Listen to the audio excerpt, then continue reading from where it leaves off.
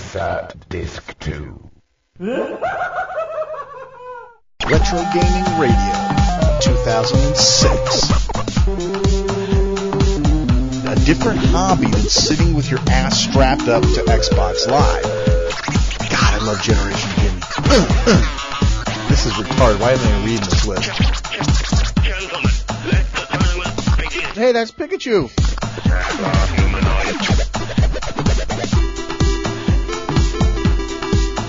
Keep it retro. Hello, folks. Welcome to the March 2006 edition of Retro Gaming Radio. This is Shane Armonroe, your host. Welcome to the program. Well, as always, the show is running a little bit late, but I think you'll find it was worth the wait. This month, we interview the masters behind Intellivision, Keith Robinson. You know, the guy that runs around in the little Burger Time chef outfit when you see him at shows? That's the guy, and he's going to tell us all about good stuff, including the forthcoming DS version of Intellivision Lives. This will be the first time you ever get to play an Intellivision game properly emulated, including buttons and everything else. It's going to be really cool. We also have an editorial commentary on digital distribution and how it's going to affect you as the classic gamer. We have a huge Bits and Bytes, updates on our DVD packages, tons more right here on Retro Gaming Radio. This month's editorial commentary is going to be fairly short. I wanted to comment on something that's been kind of bugging the crap out of me, and that's digital distribution. I know you're thinking digital distribution, what does that have to do with classic gaming? But it has a lot to do with classic gaming. For a long time, we've all been, well, a lot of us who have been around since the early MAME days are dying to come up with a methodology of legally playing these classic games. And I've said time and time again, I'm sure Flair could helpfully point out where on the show I've mentioned it before, but there's a mantra that we would like to see in this legalized way of playing classic gaming. You know, we want to be able to download ROMs right off the web. We want to be able to play them in whatever emulator we choose to play them in. We'd like to be able to put them on a CD and move them to another computer. We would like the ability to play the original game. We don't want to see how you've reinvented the graphics and reinvented the gameplay. We want the original game in the original format running on whatever emulator we choose, and we don't want to pay more than about $1 a hit for it. That's not a hard goal to meet. But in today's super scary, digital rights management and copyright worries and IP battles, it's never going to happen. Now, frankly, what I would rather see, other than this new digital content distribution crap that's going on, I would much rather see it stay gray. I know this is hard to believe, but I would rather see all support, commercial support for retro gaming or classic gaming to go away. I would rather see that go away and have everybody laying off the small ROM sites, the legally gray places where you get ROM images, things like that. Because at least that way we're getting what we want. I mean, obviously we're not paying anybody. I would happily hand $1 over to the guy that made Centipede, or the woman who made Centipede. I would gladly hand over $1 right now to Ed Rotberg. In fact, I should throw him $1 next time I see him. Say, thank you for Battlezone. Here, I'm playing the ROM at home. Here's $1. It's more than you're going to see from Apple iTunes or iGames or whatever they come up with when they start shoveling some Battlezone-ish game down to the iPod. They're not going to see that money. In fact, that's what I want to see. I'd like to see websites that directly relate to the original game developers. The Ed Rotbergs, the David Cranes, the Gary Kitchens, the Don Bluth. Rick Dyer. That's better. Don Bluth's an animator. Brilliant animator, but he's the animator. Rick Dyer made the video game. So I would like to actually see a website where I could go up and say, thank you for Battlezone, here's $1. And then I'll go home and play my legally gray ROMs, because that's the only way I'm going to get to play the damn thing. I don't get to play it on a legal pack, because the legal packs have like 10 games you've already played before. I'm not going to get to play them on some digital distribution system like Xbox Live, because they're going to stretch and roll it out to high res, or they're going to make it network playable so I don't have to have a guy flapping joust next to me. I want the original game in the original format. If I want a second player, I'll haul somebody's ass over in front of my TV. I want to be able to play the games the way that they were originally made. I don't want you to fix the pterodactyl bug in Joust. I want that there. I want to be able to play Warlords with a spinner control. You want to help me out? Build me a spinner and sell it. Sell me a USB-based spinner for $4.99. That's how you can help me out. Don't tell me you're going to help me out by making a back catalog of 500 games available that I can't save, I can't play anywhere but on your system while I'm connected online holding my finger up my ass the whole time. I don't want to worry if my content's going to expire in a week and I need to re-up my account. I don't need to have a phone home check when I want to play Atari ET. That's not the way this is supposed to work, folks. This must be, I never understood why people bitched so much about Ted Turner coming along and colorizing the classics. I thought, that's kind of gay. I mean, why are you guys in such big arms about that? I mean, they were crappy old movies to begin with, right? There you go. Generation Gimme at work, just in a different location. These are crappy old movies to begin with. And now you're colorizing them, because I actually won't flip past a color movie on the TV. If I'm flipping through the channels, I'll admit it. I'm a prude. If I'm flipping through the channels on the TV and I see something that's black and white, I skip right over it. I don't care what it is. If it's black and white, I'm gone. Move. So I'm a prude in my own ways. But I understand now. I don't want people monkeying with that stuff. And when you take away the concept of throwing a cartridge in a machine and turning it on, right? You don't need to have broadband required, must have Xbox Live account, must set this up, must set that up, modified to fit your screen. It all drives me bonkers. And trust me, folks, the digital distribution thing, I don't care who's providing it. If it's not done right, I'm going to scream at Nintendo for it with the Revolution. I'm going to scream at Xbox Live. I'm going to scream at everybody for screwing up what is a very simple formula. The people who really care about classic games are going to do it the way they want to, whether there's a legal means to do it or not. If you want to cash in on those people, these people aren't going to pay you to play Pac-Man. They've got the ROM sitting on their machine right now. What they want is a way to compensate the developer. They want a way to say, yeah, I've got Pac-Man and I didn't steal it. Find us a way to clear our conscience. Don't find a way to lock down our machine. Don't find a way to require us to have product activation for, Asteroids Deluxe.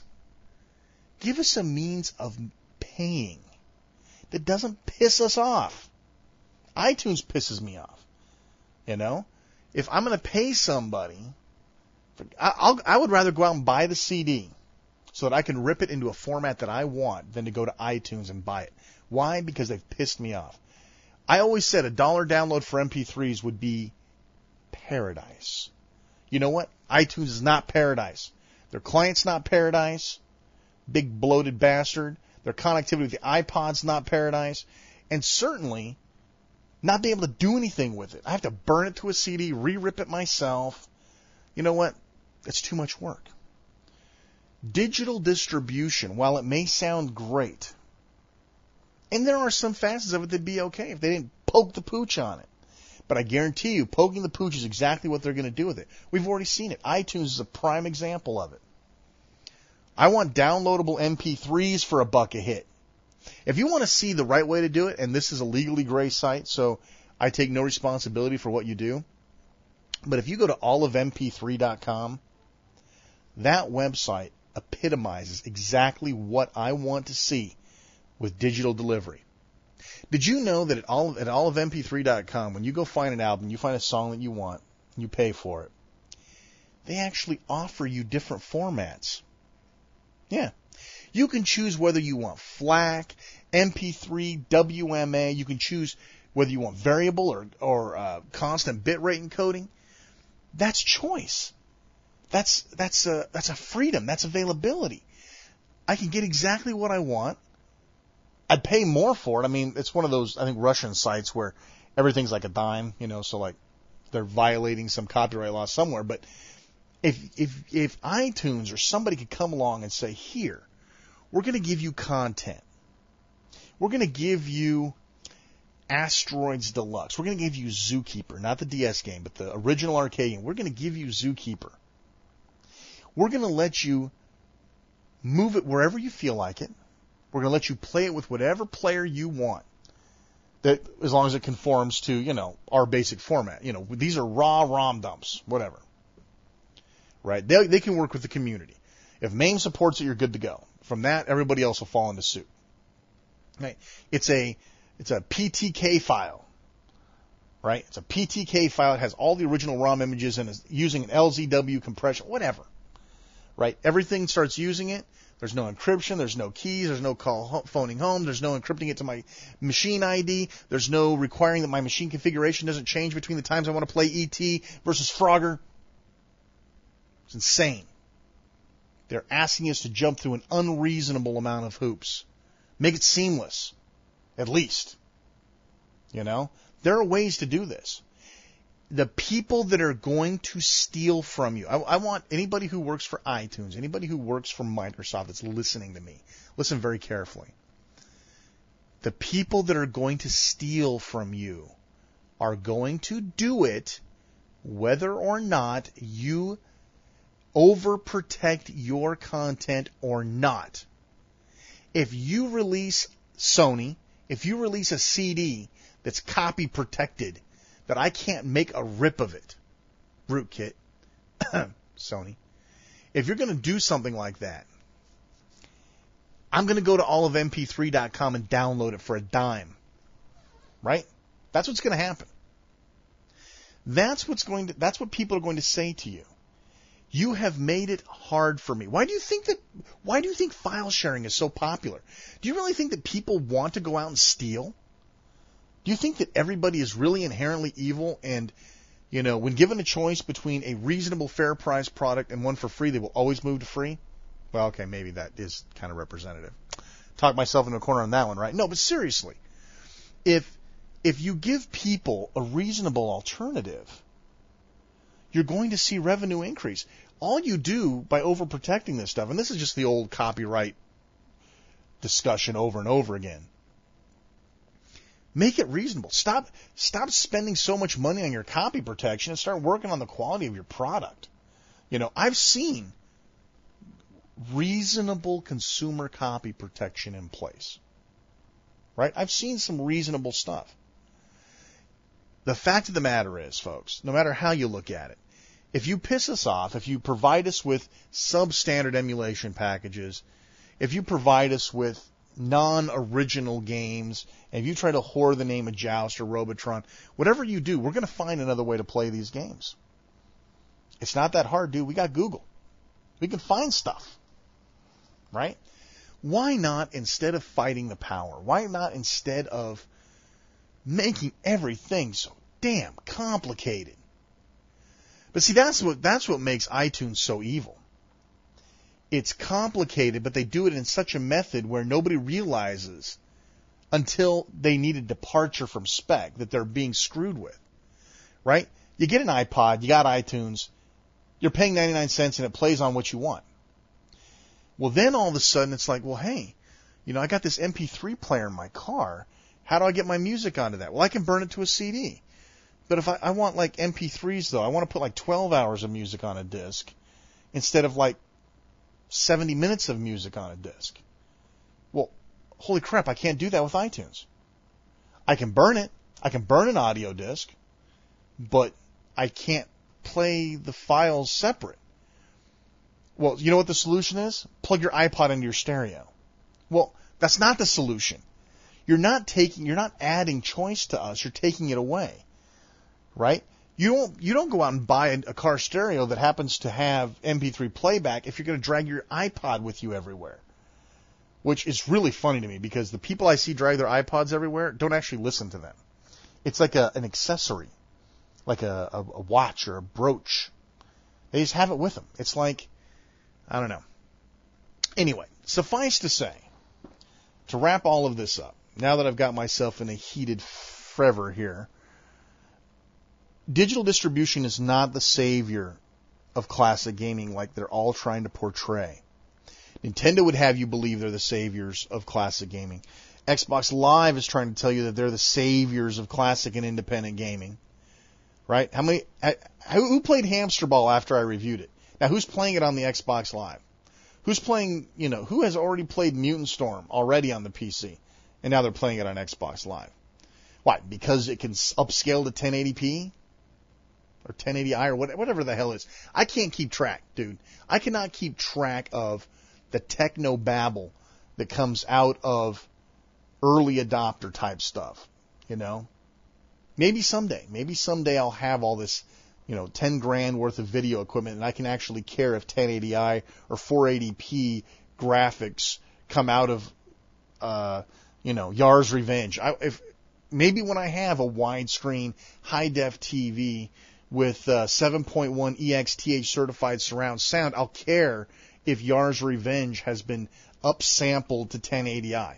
Probably not, but maybe. What I'm saying is, digital distribution sounds like a good idea. Well, we're going to give you everything you want really easy, but that's not the way it's going to work out.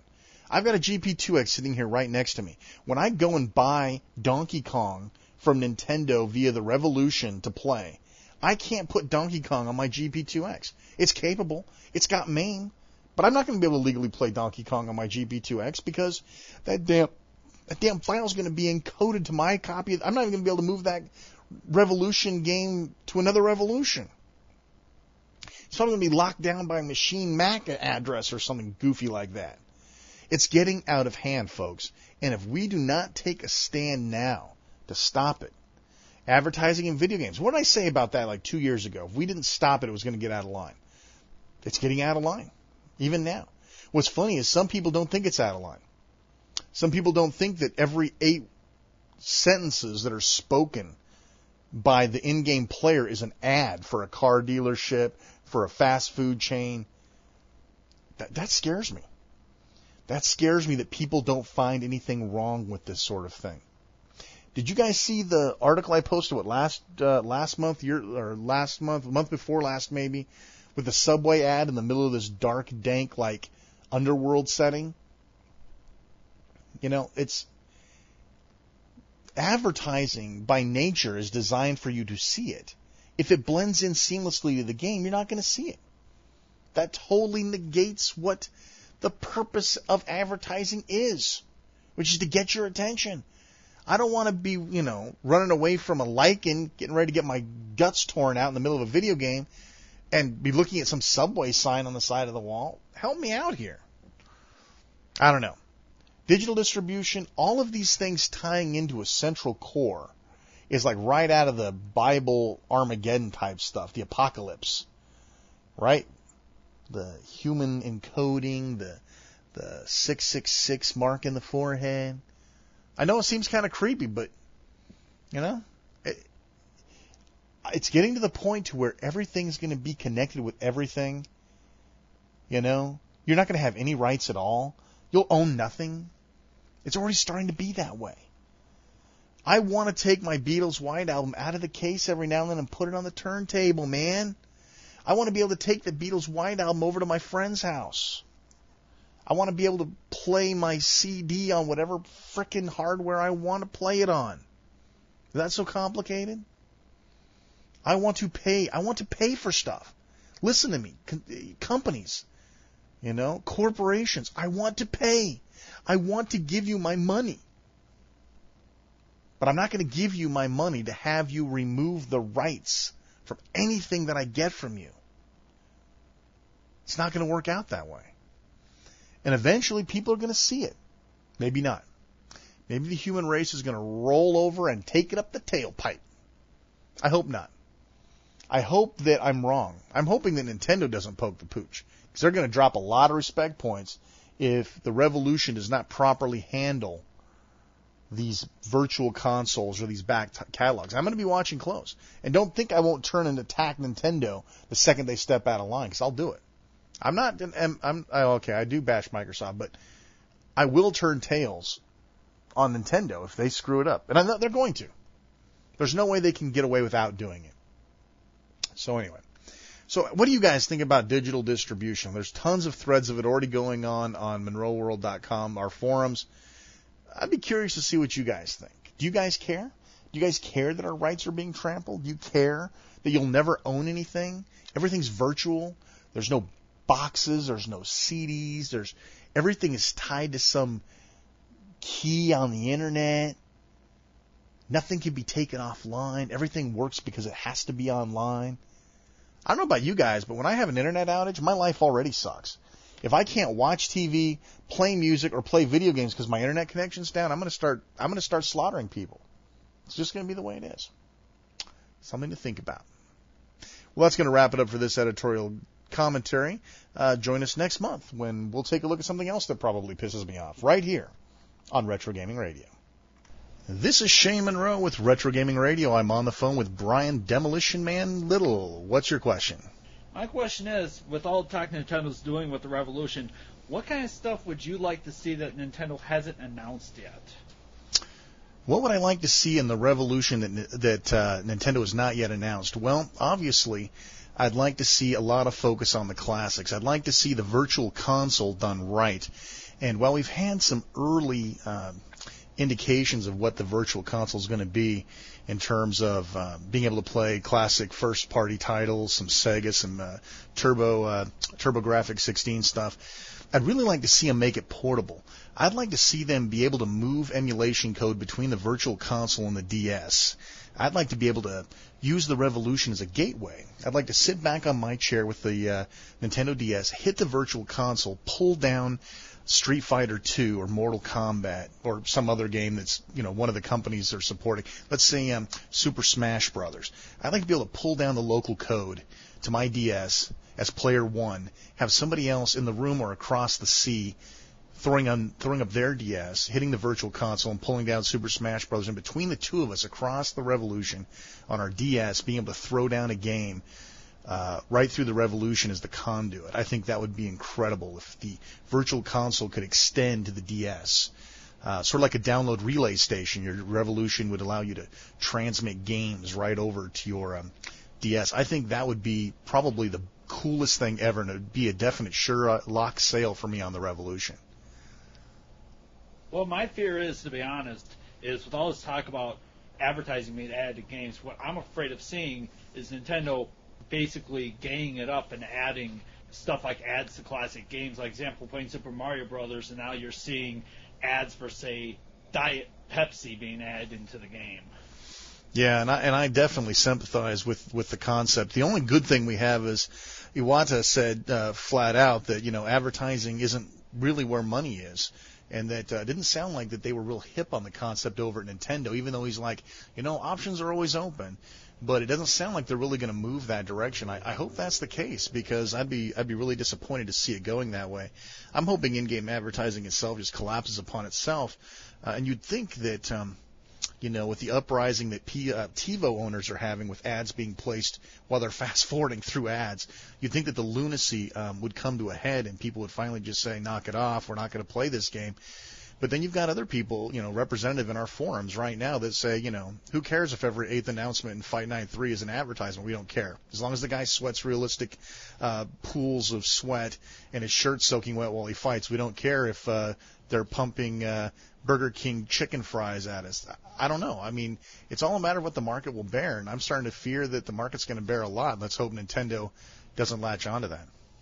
And the thing is, it seems like nowadays some of the massive corporations just don't seem to care one way or the other what they're forcing down people's throats. I mean, look at some of the movies that are coming out, like iRobot, which was like a glorified ad for how many products again? Did anybody keep track of this offhand? I don't know, but I saw The Island, and that was like Microsoft. I mean, Microsoft must have given half the funding to that movie. MSN Search was on phone booths. There was all sorts of Microsoft branding, Xbox branding all over the movie. That is not subtle advertisement by any means. Well, heck, look at Crazy Taxi. I mean, you have Taco Bell, you have KFC, you have all these other companies basically getting free advertisement in the game. Yeah, those are all PepsiCo companies. A lot of people didn't realize that, but every destination you see in Crazy Taxi is actually part of PepsiCo, KFC, Taco Bell, all those companies. I believe, if I remember right, when I was playing Crazy Taxi, I was thinking, hey, these are all PepsiCo games. But it seems to be different to me to have a little window pop up and say, Pizza Hut's your next destination, then it closes. Instead of being in a World War II scenario and a Subway ad appears on the side of a building, it just seems to be, a little bit different to me.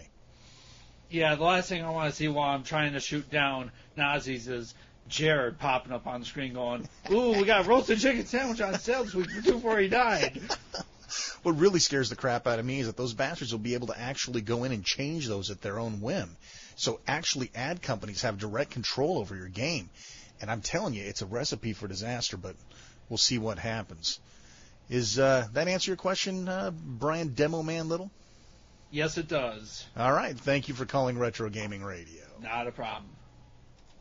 Just our quick monthly plug of the Retro Gaming Radio edition DVD ROMs. A lot of people constantly show up asking, where can I get older shows? Of course, the only way that this show actually exists and makes the cash to go to Classic Gaming Expo or to do whatever we need to do for the show comes through the purchase of our DVD ROMs. And we have several different SKUs right now in terms of what you can buy with Retro Gaming Radio content. We have the Year 5, the Year 6, the Year 1 through 5 collection, and now the Retro Gaming Radio Starving Student Edition, which, for those of you who are brand new to the show, just a quick overview. The Starving Student Edition is the shows only in MP3 format for the last 6 years, the first 6 years, I should say, of the show. It's all there. MP3s, no extras, no bonuses, comes on plain CDs, no jewel case, no inserts, nothing. I even label them with Post-it notes. That's how cheap it is. But it's a ton of shows at a good price. For those of you who are real diehard fans of the show, you'll want to look at the DVD-ROM editions, which offer up lots of extras, lots of cut material, bloopers, behind-the-scenes jam sessions that we never aired, tons and tons of stuff. These are the real collector edition DVDs, and of course they're considerably more expensive. The Year 1 through 5 is pretty pricey, but again, you're talking about 70 hours of content. Where are you going to get that for that price? So, good stuff. Like I said, once a month I like to bring it up, especially now that we have the new Starving Students edition, and tons of people have already picked that up to hear some of the older shows, and several of them actually came back and bought the DVDs afterwards. So, it's a good tool. It worked out better than I thought. So, anyway, just a little touch on the base. If you're interested in those discs, go to RetroGamingRadio.com. This month we feature the beginnings of an interview with Keith Robinson from the Classic Gaming Expo 2005. Keith is one of the original Blue Sky Rangers, one of the original Intellivision guys. This is the guy that you always see in the pictures running around in the Burger Time outfit, the silver-haired Jerry Garcia-looking dude. Yeah, that's him. And he sat down with us, which is really funny. Just as a back note on here, I always thought that for some reason Keith didn't like us, because we've been going to CGE for like 4 years, and he's never been interested in giving us an interview. We've tried to get a hold of him, but he's a busy guy. He's off cooking stuff in the middle of the show. You see smoke coming from their booth, right? But anyway, Keith's a really good guy, and he sat down to tell us about what's going on with the Intellivision properties. Namely, the thing that got me really excited was they're making Intellivision Lives for the Nintendo DS.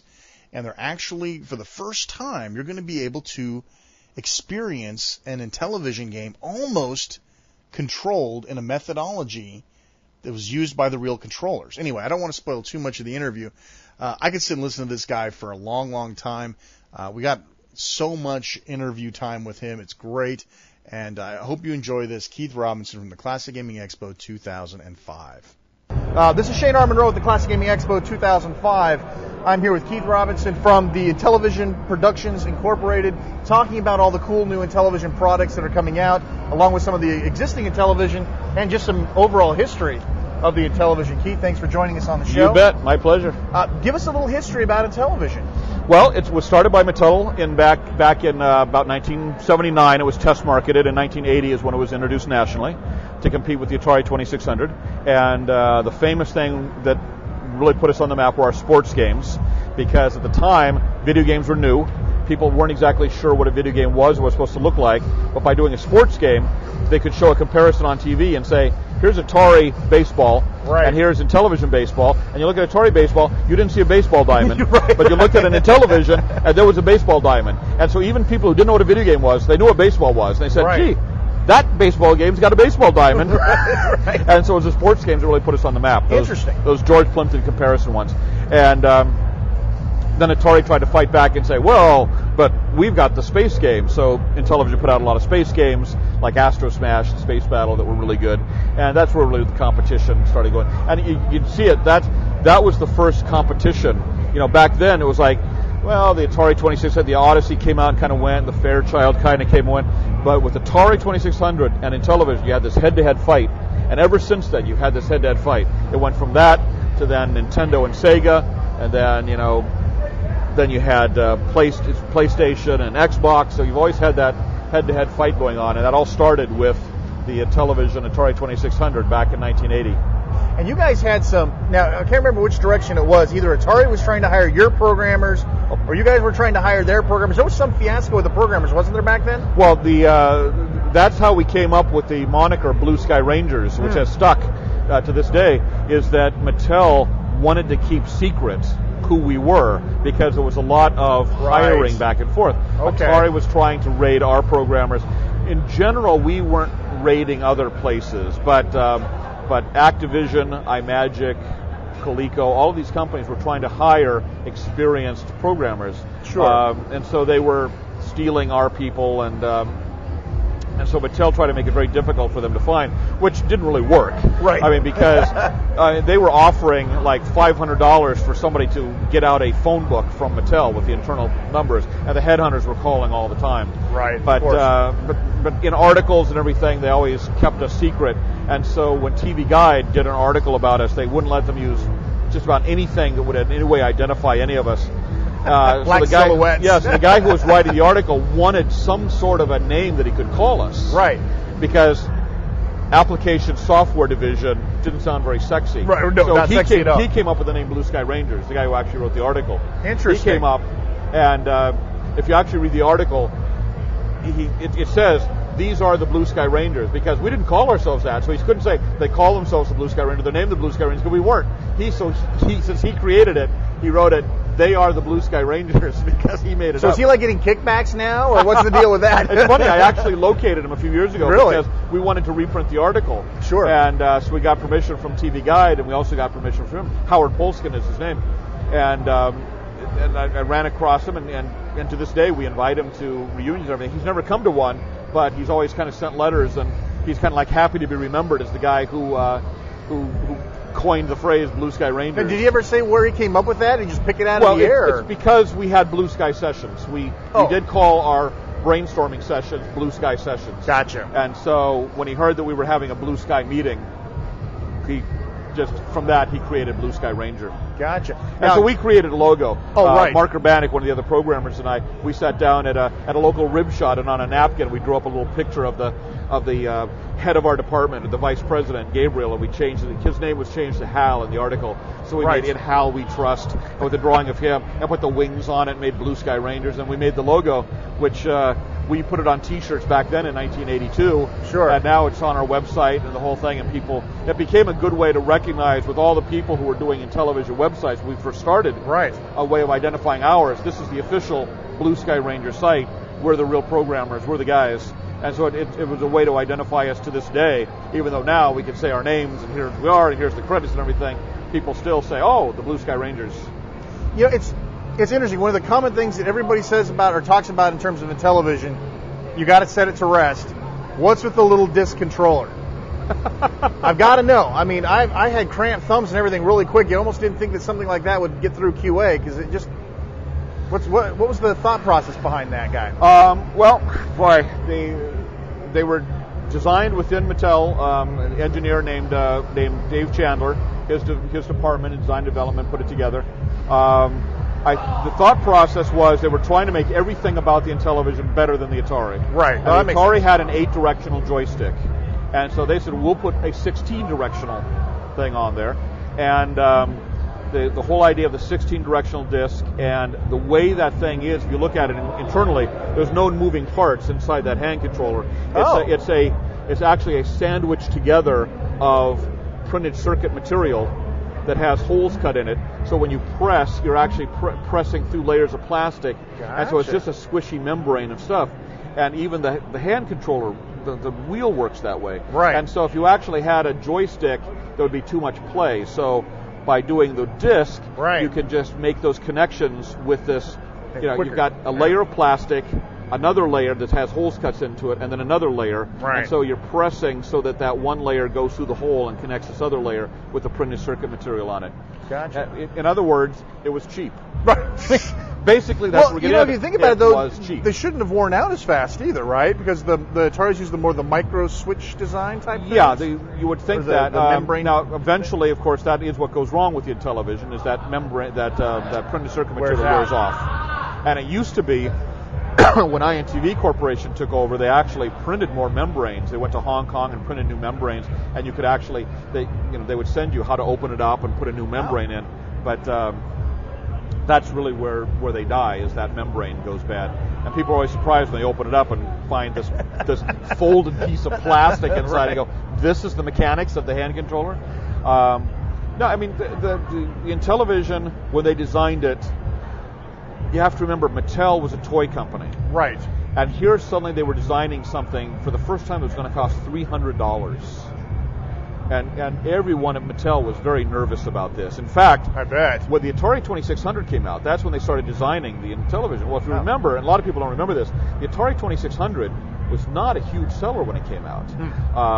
Nolan Bushnell had ordered 800,000 of them, and Christmas came and went, and they sold 300,000. Wow. And that's why Time Warner, or I guess just Warner at the time, that's why Warner kicked him out, or he resigned over the limits they put on him, because here he had ordered 800,000, only sold 300,000, they had 500,000 in warehouses. And so Mattel saw that. Mattel put the whole Intellivision project on hold. They said, that 2600 didn't fly. Right. Well, the 2600 started, what happened was the 2600, they then released Space Invaders. Right. And what people to this day cannot remember is it's not the console, it's the killer app. Absolutely. And the thing was, with the 2600, everybody wanted to play Space Invaders at home. Right. And when they got Space Invaders, suddenly those other 500,000 flew out the window. Really, Atari was going to shut down the whole home division. They were going to shut it down once they sold out those, and they were going to just concentrate on arcade machines.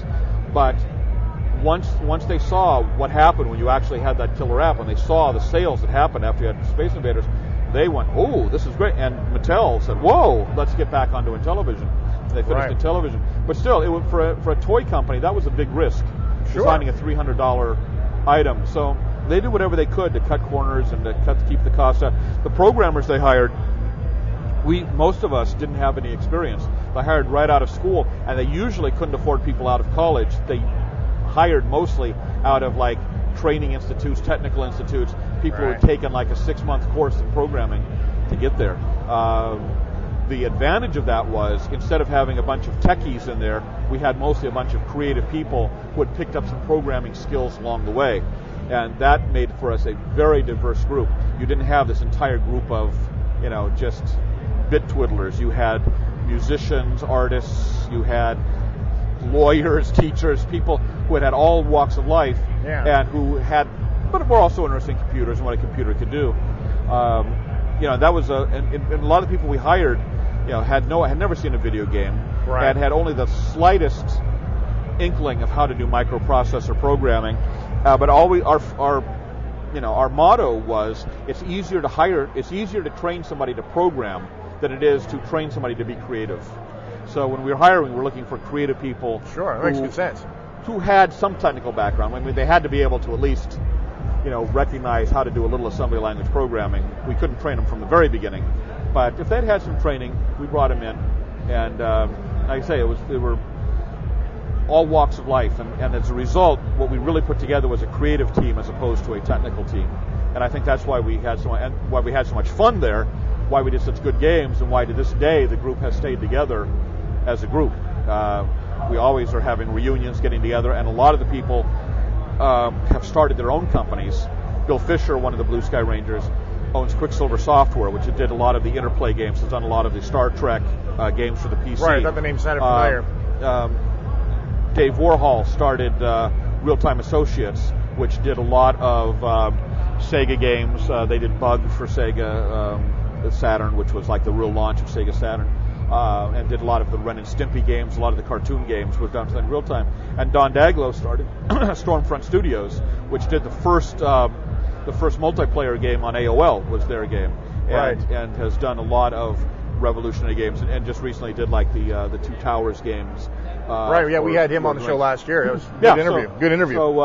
So a lot of these people have started these companies and then have hired back people from Mattel. So I don't have actual empirical data to prove this, but I would say that of the group we put together for Intellivision, there's a higher percentage of them still working in games than probably any other video game company group put together from Atari or iMagic or Activision or anything. We probably get the highest percentage that are still doing just purely games because they were a creative group. Now, growing up where I did not, this is not representative at all of the general population, Intellivision was not necessarily not taken seriously, but for some reason nobody I knew ever had an Intellivision, but everybody had a ColecoVision, everybody had an Atari. And again, this could be totally where I lived, But is that representative? And if so, why didn't Intellivision just storm out in front? I mean, was that just the Atari's clout? Well, first of all, Atari got the head start. Right, of course. They had a 2 or 3 year head start. Now in Europe, there's a much higher percentage of Intellivision people than Atari people. Oh, really? And the reason is that first of all, Mattel already had a good distribution there, Helpful. and second of all, Atari games all had to be reprogrammed for PAL. Oh, and Intellivision games did not? Because the Intellivision games, it has a separate video chip, and the program doesn't have to change. All you have to do is change the RF modulator. Gotcha. Okay, so that's great. on television, you change an RF modulator, and the same cartridge you sell in the United States can be sold in England, can be sold in France, can be sold. So CCAM, PAL, whatever, you just need to put in the different modulator. You have to reprogram the Atari games because the game and the scan lines are all integral. 320 by 200 versus 250 or 6 or whatever. All integral in terms of how the game is designed. Wow. So that gave us a head start. Not a head start, but at least it put us on even footing pretty much in Europe for distribution. So in Europe, they really saw, this is a good game. And the other thing was Atari, when we introduced the Intellivision, it was $300. At the time, Atari was $150. Eventually, the price got down. And, but because of that, in the heyday back in 1982, 83, there were 12 million Ataris and there were 3 million Intellivisions. So we had about 20% of the market. Very respectable coming in when you did. And you can look at it kind of like the Macintosh versus PC. We had a much higher part of the market than Macintosh ever did, and we were kind of considered to a lot of people they have that loyalty to the Intellivision the way Macintosh people have loyalty to the Macintosh. It's like yes, there were 4 times as many Atari units out there, but the people at the Intellivision really felt that hey, look at these sports games, look at some of these games. Now the reality is each system has its strengths. Sure. And when you design a game for the system, you get a great game. And what happened was eventually, as all of the companies started saying, well, to maximize our profit, we have to make every game fit on every system. Right. Then you start compromising. And you can do a great game for the 2600 and you can do a great game for the Intellivision, but it's really hard to do a game that's great on both. Sure. And that's where, as marketing more and more wanted to be what they called all flavors, that's when you started seeing kind of a breakdown of that's like totally different than today. Game makers today the game console companies want exclusivity. You don't want to see a screen that says Xbox version, PlayStation version, and everything. No. They want to say Xbox exclusive. Right. Well, but remember, you have a different dynamic, and this is why we had the crash in 1983. If Activision made a game for the Intellivision, Mattel saw no money on that. They didn't have to license from us. Today, if you release a game for the PlayStation or the Xbox, you have to license. You first have to get a license that costs hundreds of thousands of dollars just to do it. Right. And then you have to pay them to manufacture it. So Sony's going to make like $10 off of every item you sell for the PlayStation 2. Right. So they're going to make their money whether, you put it on their system, they're making money. Right. That didn't happen in 1983. So Gotcha. So you could have 100 companies get into the business, which they did, and they were making Atari games and they were making Intellivision games, and Atari wasn't seeing any money from that, and Mattel wasn't seeing any money from that. Interesting. So if there were, 50 games on the shelf, and 5 of them was from Mattel, and the other 45 weren't, people would buy those games for the Intellivision. Mattel's not seeing any money. And so there's where your crash happened, is that you had all these people getting into it, but the manufacturers weren't getting enough of the pie to continue to make the hardware, because you don't make the money on the hardware. Right. The hardware is like the loss leader to get to sell the cartridges. Well, in today's market, that works. Sony can sell a PlayStation and make almost nothing on it. I mean, they could just give away the PlayStations and give away the Xbox, and they could make money. Right. Because they'd make their money on the licensing fees they get from people making games for them. In fact, that might be a better model. Call up Sony. I've got an idea for them. Give them away. Just give them away on the street. You're making tons of cash. It might happen that way in the next gen. Well, that's almost what they're doing now. Oh yeah, almost what they're really just breaking even on that stuff. And in fact, I think Microsoft was losing money for a while in the Xbox, which legally you're not supposed to do. But I think how does that work out? Yeah. How much of what they do is legal anyway? Yeah. Well, but because you're making money off of the cartridge. We weren't in those days. So as we dropped the price to compete, at the end in 1983, we were selling the Intellivision 2 for $70. So you're selling it for $70. We're making nothing off of that. But if the cartridges are all being made by Activision or iMagic, we're making nothing at all. So that's where the crash happened. That's where the 83 crash happened. Sure. That's where it came back, was when Nintendo came into the United States. They came in with this whole system where you have to license the name, you have to be an official Nintendo. We are going to check the quality, because there was no quality control either. Right. These guys are going to make a game for the Intellivision. If it's a horrible game, it's a bad reputation for us. Right. Now, that's what happened. A lot of bad games came out. The public doesn't know how to, which game to go. Well, now you pick a game for the Nintendo. Nintendo is going to check the quality. They're going to make sure there's not a glut of, like 15 different baseball games. Right. They're going to say, no, we have enough baseball games. You can't do baseball now. You have to do football. And no, that game isn't good enough. There's bugs in it, so we're not going to have it. And Sony does that now, and Xbox and Microsoft does it. They have quality control. They have concept approval, and so they can keep more of an eye. They can make the consumer happier. And so they've been quite successful now. So you're not going to see that type of crash that happened in '83 with that feeding frenzy where everybody got killed. Now, a lot of people speculate that the reason that Intellivision may not have been able to run, other than what we've already talked about, was the licensed games, the Space Invaders, the Asteroids. I mean, you guys had great versions of the games. When people saw Space Armada, it's like, what the hell is that? I don't even know what that is. Now, Space Invaders, I know what that is. I'll buy an Atari. What was that? Was that all about cash there? Yeah, pretty much. Yeah. Pretty much. And plus, the other thing that happened was that, like 20th Century Fox, they started their own game division. So their titles, like MASH and everything, they had their own titles. But yeah, it was essentially that Atari managed, Atari and then Coleco. I mean, when Coleco got into it, Coleco just opened up the pocketbooks and we'll take Zaxxon, we'll take Donkey Kong, we'll take everything. And they licensed everything. And that was a way that if you got into the business, like, Parker Brothers gets into the business. Parker Brothers says, we're going to do video games. Well, the first thing they do is they get Empire Strikes Back. Right. They get James Bond. They get, Popeye and all. They just started licensing things left and right. And so that's the way a company got into it. Mattel tried to stay away from that sort of licensing.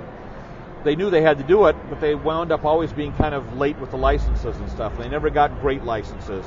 The one license they got that was worth anything from the arcade, they lucked into. They made a deal with Data East Corporation, and they had the Data East games. Well, the Data East games had no distribution. Nobody knew what they were, but luckily, the game Burger Time was so good that Midway picked it up. So Midway put it in every arcade, and so Burger Time was actually a hit totally by luck because a different arcade company licensed it. So interesting. That was our only real good arcade license. Well, that was a great game. I mean, it was Burger beautiful Time. On the Well, it also was a wonderful Ray Kessner, who's here. It's a great game. he did a great translation of it, and the reason for that is he was getting married. And he was getting married in 3 months, and they told him to do this conversion. He didn't want to be working on this game and programming it while he was getting ready for his wedding. So he pretty much stayed up every night and went through and in 1 month did the whole game. Wow. And then in the next 2 months of time he watched other people play it and he fine-tuned it. How do you make it so, just it's coming around and you're just about to, and then you can slip by and you can get around the corners and all of this. And he watched other people play, and he watched them play and watched them play, and he just made fine tunes and tweaks. And even on his wedding day, the ushers before the wedding were playing Burger Time in the reception hall and everything. And he was watching them play, and so he was able to make that game fun. And that's the problem you don't have today. You don't have that luxury of that time of taking 2 months just to let people play it and make it have fun, because games today are so complicated that you're trying to get all the graphics in, you're trying to get all the music in, you're trying to get all the stuff in. When in those days we had very simple music, very simple graphics, so it was all about the gameplay and how do you make it fun. And when you could do that, when you could take a month or 2 months to do nothing but play it, Dave Warhol did this with Mindstrike. He did the game, and then he and Mark Buchanani, another programmer, just spent like a month playing the game. Every day they just played the game, and he would then tweak it. This will make the game a little bit more fun. This will make it a little fun. They don't have that. The only people who do that today, really, is some of the Nintendo games, the Mario games, get that kind of attention, get that kind of tweaking, that kind of play testing. And a lot of games, especially licensed games, this was a problem then, it's the problem now. Your licensed game has to get out there while the property is still hot. Right. So you got a deadline. So even if the game isn't fully finished, even if the game isn't fully fun, get that game out there. It's like, of course, the famous example back in the 80s was the E.T. game.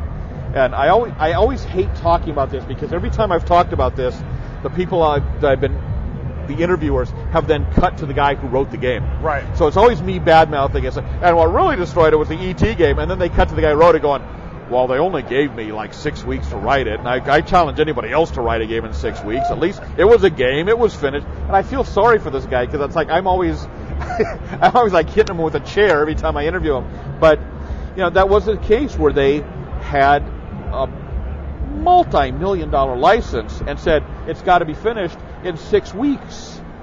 How can you make a game and play it and make it fun and test it and everything and know it's going to be fun in 6 weeks? You can't do it. Well, see, and now, of course, when a game costs $1 million or $3 million to produce and has a staff of 20 people working on it, all trying to coordinate, and it's the Lord of the Rings game, so it has to be done at this time to get it out in the marketplace. The pressure of the deadline, you're not going to have that luxury of fine-tuning it and just really making it fun. Yeah, in Howard Scott Warshaw's defense, though, he had E.T., which we'll just kind of forget about, but he had Yar's Revenge and he had Indiana Jones. Both, to me, totally erased E.T. from my memory. Those are such great games. Well, Ray Kestner always jokes, people talk about Burger Time just being fantastic. He later, for INTV Corporation, he did Super Pro Hockey, Slapshot Super Pro Hockey. And there was a magazine reviewer who earlier had talked about Burger Time being the greatest game ever, called Slapshot Super Pro Hockey just the worst game ever for the Intellivision. So Ray Kestner is joking that he did both the best game ever for the Intellivision and the worst game ever for the Intellivision. That's when you become a legend, when you can hit both ends of the spectrum. So he puts it in perspective that way. This is something that for some reason always sticks in my head, and I'm sure there's a very simple explanation. AD&D. Yes. What was that whole thing about? What happened with that? Originally, there was Advanced Dungeons and Dragons on the Intellivision, but then something happened, the license got dropped or something, then it became something else. Yeah, it's very simple. What happened is that Tom Lowry designed the Dungeons and Dragons game. I mean, it was not Dungeons and Dragons, it was a game called Adventure. He called it Adventure. Right. And it was in the catalogs, coming soon, Adventure. And he finished it. And the game was finished, and he started working on his next game, which he called Minotaur. And he was working on Minotaur. And then they were just about to release Adventure, and then Atari came in and trademarked the game Adventure. Right. Okay. And so they said, we've lost the name Adventure. What are we going to call it? And so we have this great Dungeons and Dragons type game. What are we going to call it? And they said, why don't we license the name Dungeons and Dragons? So they went to TSR, which was the owner of it, and they licensed the name. So it was called Adventure. They brought in the name. Minotaur was in the process of, Tom Lowry was kind of finishing up Minotaur. Well, hey, And they released Advanced Dungeons & Dragons. Huge hit. Right. It was the biggest selling game we did in 1982. Right, it was a great game. Great game, fantastic. Tom Lowry just did a fantastic job on it. And Treasures of Tarman Minotaur was shaping up to be a great game. It was also a Dungeons & Dragons style game. Great, let's license the name for that. Advanced Dungeons & Dragons, Treasures of Tarman. And just terrific. And then another game was in development that Bill Goodrich was doing, which was called, he called it Quest. And it was a voice game. But again, a Dungeons & Dragons type game. So they said, hey, we'll make that a Dungeons & Dragons game. And then there was another game that they were starting to look at as an idea for a game that, and they said, hey, we'll make that one again. So we had this and it was going to be called Tower of Mystery. Advanced Dungeons & Dragons Tower of Mystery. And the other one never really came up with a name. It was Advanced Dungeons & Dragons, and we don't know what it would have been called. It never got that far, but those were kind of in the workings. And then when Mattel went and sold Intellivision to INTV Corporation, but they didn't want to pay the license. They didn't want to pay TSR the license. So they just they didn't release Quest at all, and the Tower of Mystery game became Tower of Doom, and they dropped the Dungeons & Dragons name off of it. And when we re-released, when we came out with our collection, Intellivision Lives, our lawyer looked at it and said, well, from his standpoint, his reading of it was, since we had developed the game at Mattel with no input on characters, gameplay, or anything else from TSR, right, we could still release the game as long as we didn't call it Dungeons & Dragons. Right. So we put it on our collection as Adventure, and the other one as Minotaur, because that's how they were developed at Mattel. Right. It's under those names. Now, when we've licensed to other companies, to Crave for the console games, to Activision that did the first PlayStation 1, we've explained that story to them. And their legal departments have always gone, well, we don't want anyone from them showing up because that's now Atari.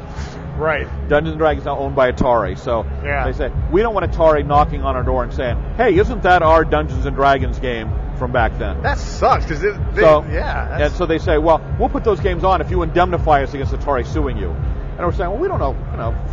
Yeah. No, that's basically what we said. Yeah. So for the ones that we publish ourselves in-house, we're willing to say we own those games. Those games were designed actually at APH, which was the company that was contracted by Mattel. It was designed by APH under contract to Mattel. That game was finished and done by Tom Lowry before there was ever a Dungeons & Dragons name on it. We'll take that name off of it, but we have the rights to the game itself, and we're going to sell it.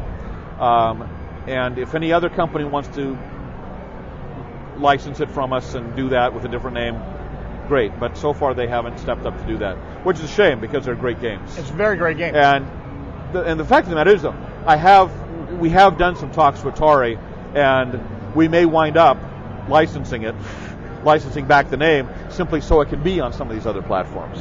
Yeah, the one nice thing has been, we started this company in 1997, and we looked at licensing some of the stuff for our first release, which was 98, and we were a little company doing this ourselves. Sure. I mean, I was operating out of my house at that point when we were doing this. We couldn't afford, there's an unreleased Rocky and Bullwinkle game, and at the time, because Universal was releasing the Rocky and Bullwinkle, they had the rights to video games, and we said, hey, can we release this unreleased game? And they said, for $10,000 you can. And we went, you'll be right there. No, I don't think we're going to do that. Send you the check. But as we've gone along, and as we've had great success with especially the Technosaurus plug and play, has been a phenomenal seller for us, and the licensing fees, as that's happened, it's allowed us to do things that in 1998 we couldn't have considered doing. Right. We are releasing new cartridges, actual new cartridges. That's not going to make us any money. Right. We're probably going to sell 500 of each of these cartridges to the true collectors. But it allows us to do things like that, to really kind of bring some stuff out that's never been seen before, because these other things are selling. And so we're hopeful that now there'll be some things which, because of licensing, because of legal entanglements, have been kind of blocked from us. We're hoping that we can, more and more undo those knots and get these things out there. Every time we release something, there's something new. There's something else you haven't seen before, because we've been able to go that extra step because of frankly, having a little bit more money now. So. Sure, absolutely. Absolutely. Now, there's a huge controversy amongst my listeners about the whole plug-and-play TV games thing. We talked a little bit about it offline. Right. Just set the record straight, the Intellivision controllers are using the Nintendo 8-bit reprogrammed. All of the plug-and-play things are the same thing. Somebody in Hong Kong created a way to put a Nintendo chipset onto one chip that's battery operated and, I don't know, sells for like a couple bucks. Right. And that's what launched that.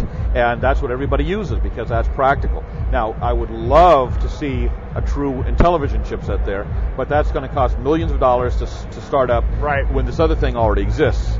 So, yes, it's not the 100. Everything has to be reprogrammed. What you're seeing is, I kind of look at it like, hey, if we had stayed in business long enough, we would have ported our games to Nintendo. You're seeing the ports of the Intellivision game on the Nintendo system. That's what you're actually getting. You're getting the NES versions on this. But the thing that we did because of that, that's why deliberately, the Atari ones, they make them look like a joystick. And the Namco ones, we deliberately did not try to make it look like an Intellivision hand controller or something like that. Well, for one thing, because of those number of buttons, they couldn't have been afforded to do it. They had to work with something that was sort of limited button press because of that Nintendo type of build-up. Because Nintendo can't, just a little side thing, the reason why there are so many you could put so many inputs onto an Intellivision is actually the sound chip. The sound chip has an input port. And all of the Intellivision controls are going through the sound chip. Really? Interesting. That's interesting. I did not know that. If you open up an Intellivision, you'll find that the hand controllers are wired to the sound chip. It looks very odd, but that's how it works. Well, with the success of the Flashback, which I guess the Flashback 2 is actually real the Flashback hardware. 2 is the real deal. Actually the real deal. With the success of that and the pre-sales and the mad money that's coming in, is Intellivision going to do that? I'm hoping that either that or my prediction is, and this is just a prediction but just knowing the way technology is going, I will bet you that within 5 years, someone will do what they did with the NES, someone will do that with a Pentium chip. Now, putting a 1610 on a chip, other than Intellivision, there's not much use for that. But somebody could put a Pentium with ROM on a chip, battery operated, and make it for $5 a chip.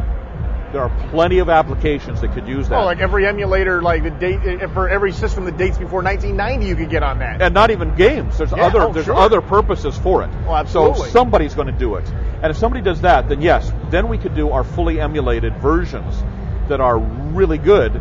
And then it just comes down to the point is, could we manufacture a hand controller that is, comparable to the original hand controller? The last time we had some pricing done on it, we had a company that said for $30,000 they could make 5,000 of them. Still pricey. But this technology has been dropping in price, and I'm hoping, and my prediction would be within 5 years you see it. And within 5 years you would see an Intellivision hand controller with a library of games that are playing fully 100% emulated perfect games. But, like I say, we went with the look of not looking like the Intellivision and looking like today's game controllers to kind of say, this isn't for the collector, this isn't for the Intellivision purist, this is for the new generation. This is to introduce kids to it. This is to introduce young kids who aren't playing with the, Xbox or but they are being introduced to it.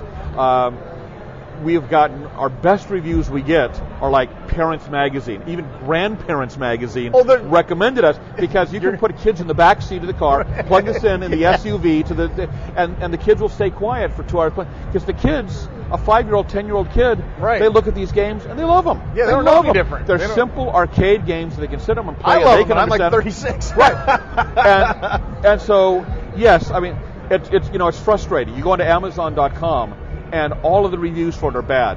And you can tell it's because all the reviews are from Intellivision purists who's like, well, it doesn't have the sound on Astropath, and the music isn't there at the end of Shark, and it doesn't have the number of colors. And that's because, whereas it's easier to duplicate the Atari 2600 and even some of those Namco games onto the chip, in some ways the Intellivision was more sophisticated than the Nintendo. So there's some things you can't duplicate on the Nintendo that we could do on the Intellivision. And so there's some things that are missing.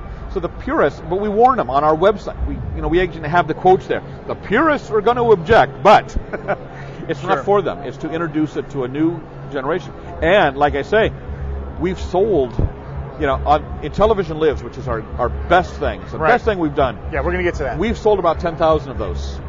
Really? That's all? Yeah, but we've sold 2 million of the plug-and-play units. But the plug-and-play units, though, those are like everywhere. Those are in Walmart, Yes. Target. Yeah. I mean, I could dump over a trash can somewhere and probably find one that someone, Yeah. because they're everywhere. Yes. But yes. you don't see the Intellivision lives necessarily everywhere you see one of those. No. Well, the Intellivision lives is our own thing, and we don't distribute to stores. It's on our website. That's our Cadillac product. Right. The other ones, the console ones that Crave puts out, they have good distribution, and you can generally where you find PlayStation 2, Xbox, GameCube, you'll generally find our stuff there. Well, let's And talk the about sales will be Intellivision there. list. Combined, we've probably sold, I don't know what the exact numbers are, I haven't looked lately, but on the console games, we've probably sold over 250,000 Wow, for the various that's a pretty good consoles number there. for those, that. It's a niche deal. Yeah, for so I would on say consoles. probably if you combine the PlayStation 2, Xbox, and GameCube, we're probably around 250,000 sales all together there. But it doesn't touch the plug-and-play stuff. No, it's insane. Because a new generation is coming in. And They made those very hip Jax hats. Yes. They really made that like Yeah. a household deal. I mean, Right. damn it, I hate to admit I own a couple of them. Oh, just because so I was do I. curious, if nothing else. So do I. I've got the Namco one. I've got the Pac-Man one. They're good. They're fun. They're fun games. And yes, they are not still. I mean, there are people who complain about those, the purists, because you're playing Pac-Man. You're not playing the exact same patterns. You're not. You're playing something that's good and it's fun. But if you're looking for, it's got to be the exact original arcade machine, that's not where to go. For that, you need to go and get a PC version or a PlayStation 2 fully emulated version, which is great. And we try to offer both. We'd like to thank Keith Robinson for sitting down with us at the Classic Gaming Expo 2005. Tune in next month for the final part 2 of our interview with Keith. Good stuff. I think you'll enjoy it. Always fun talking to guys who are in the bowels of the industry in the beginning. So come back next month and check that out. As usual, we have a giant Bits and Bytes segment contributed largely by you, the listener. And we got some really good stuff. I'm really pleased this month. We got some kind of different stuff, which is always cool. Let's start off with classic arcade sounds. Now, from what I understand about this, some kid back in like 1982 went out and brought a tape recorder. I mean, not like an MP3 player that records audio, but, cassette tapes. Took a cassette tape recorder out with him while he played video games and recorded sounds of hundreds of different classic arcade games. Some things, of course, are really commonplace, like, Zaxxon or Dig Dug, but he's got some interesting ones in here, things like Stratovox and Turbo, The Pit, Eyes, things a lot of people may not have heard. So it's kind of cool that somebody managed to share this. So this is pretty cool. Anyway, they got a picture of the tape recorder and everything. So anyway, I thought that was kind of a neat thing that I hadn't really seen before. Somebody that had actually gone through the effort of recording these things. So anyway, the files are really small. They only have short clips of each video game. So I checked that out. I had a good time. I mean, I sat through. There's pages and pages of this stuff. Dragon's Lair, of course, Punch-Outs, Up and Down. I'm poking through. He's got like 14 or 15 lists here. Night Stalker, Iron Horse. I mean, there's just tons of stuff in here. So I would definitely recommend taking a look at that because that's pretty cool that somebody really managed to. We talk about preserving nostalgia for future generations. This isn't just somebody firing up MAME and doing a stereo mix out recording of it and, building this. I mean, this is a piece of history. This is like before, VCRs were real commonplace. This is before people even thought to record stuff that they might care about later. So this is good stuff. Anyway, I spent quite a bit of time on it. I think you guys will really appreciate it. Normally, I don't get all excited about the web top distractions that get sent in. This month, we had a pretty funny one sent in called Don't Push the Red Button. Or Press the Red Button, sorry. And in this one, it starts off with seemingly random spew of why you shouldn't press the button every time that you do. And then eventually it comes up with something a little more ingenious. Anyway, I think you guys will get a kick out of it. It'll burn like 5 minutes of your time, but that's what web top distractions are for. So I had to share that one this month. A site called HomestarRunner.com provides us with Some interesting Flash distractions this month. The entire thing is old, like, Flash games. Some of them are like representations of like old Game & Watch games. These aren't real translations. They're, how do you put it, in the style of these old games. Even the menu system is like a hybrid NES game 1942 type selector. Anyway, you shoot down one of these planes. It has a different type of game attached to it, and then you go and play that game. There's some interesting titles in here. I like the presentation, if nothing else. I like how when you mouse over the planes, you get an idea of, what the game's going to be. It's kind of, if nothing else, it's an interesting menu, navigational menu. I like it when people take the classic look and feel and manage to wrap it into their own deal. In any event, there's a couple of good games to distract you this month. Very retro in feel, very simplex. Some weird stuff, too. I'm wondering if this is like European stuff, because it's like, one of the games has you feeding a rhino. You just go and you grab food, you put it over in the rhino's dish, and you're avoiding these snakes that are going up and down the screen. I don't know. Crazy stuff, but again, fun nonetheless, and that's what gaming's all about, right? Remember Space War, like one of the first original video games? Came out of an MIT supercomputer, or I guess we wouldn't call it a supercomputer, but a large MIT computing solution. Anyway, this came out like back in 1962 or something crazy like that. But anyway, Space War is considered by many as the first computer game. And this link that we have here for you this month gives you a little bit of background, gives you some information about it, and also lets you play a Java version of the actual original game. The source code was 40 pages, just to give you some information that comes from this this page here. Ran on a DEC PDP-1 computer. 3 MIT students were responsible for it. Anyway, there's a bunch more information on here, and of course the link to the applet where you can play the original Space War. And you can definitely tell how many games, and they are plentiful, that borrowed concepts and sometimes outright took the entire game for its inspiration. So there you go. Another little blast to the past there with Space War. Now, I swore we talked about this next item last month. This was the Last Starfighter video game.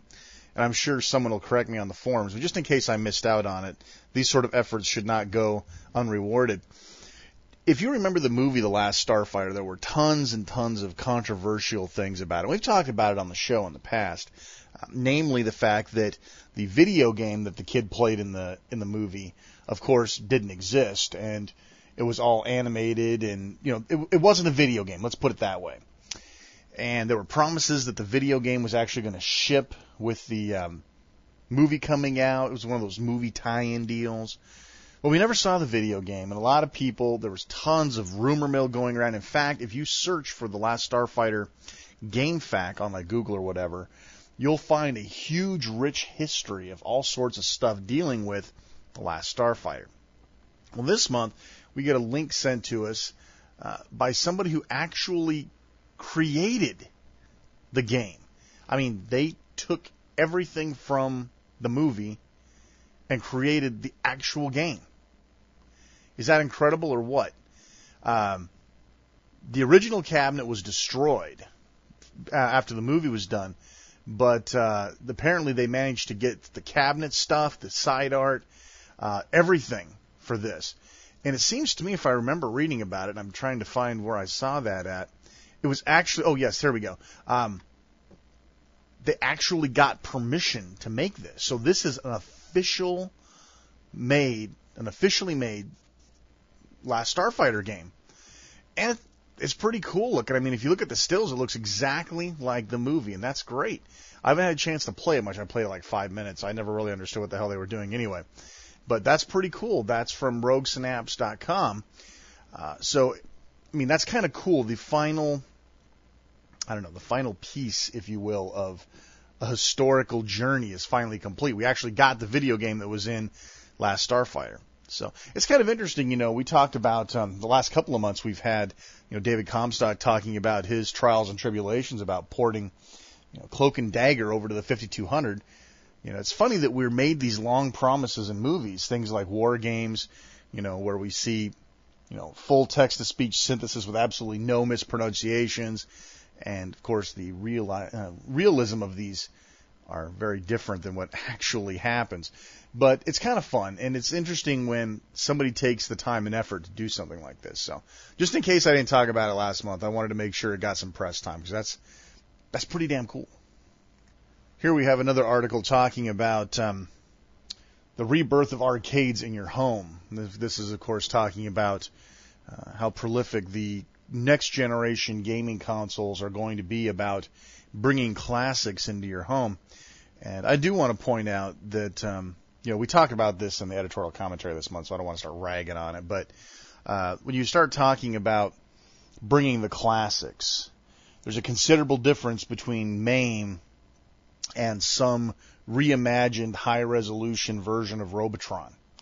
There are parameters you have to work within in order to achieve nostalgia. And I don't believe putting, Robotron in, 1080p resolution is really, complementary to that. It's nothing, it's no different to me than, reimagining like the Retro Atari pack on the the DS. We reimagine the graphics in the game. It's like, dude, stop reimagining it. We wanted the original one. That's what we've always been wanting. But anyway, it's a pretty decent little article. It talks a little bit about what's forthcoming from the different platforms and sort of the historical value of it. So it was an interesting article. I figured I'd share it with you. Now, this is always fun. Sometimes old video games resurface that never got released, or there were always rumor mills about it or whatever. But this one, I think I can understand why it never got released. Desert Bus is a game where you drive from Tucson, Arizona to Las Vegas. And it does it in real time. So the game takes 8 hours to play. This is classic. And according to the link here, there is no scenery or even other cars on the road, just plain desert for 8 hours. Your bus veers to the right slightly, so it's impossible just to tape down a button and go do something else. Rumor has it that if you make it to Vegas, you score 1 whole point. That's pretty funny. That's pretty funny.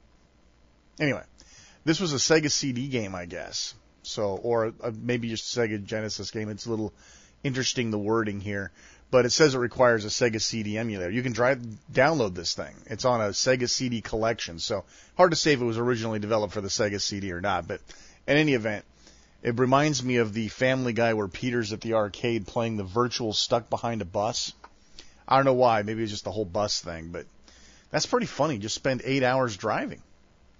That's what I want to do with my free time. But hey, the people that want to spend their life actually working in video games, like Larry Kaplan that just wants to go and sell bones all day, hey, this is a perfect game. Drive a bus 8 hours. Commute. I'm telling you, that's where games are going. Too much like work for me. Apparently, this Desert Bus is part of a Penn and Teller, the comedian/magician duo, known for their, an HBO show that they have?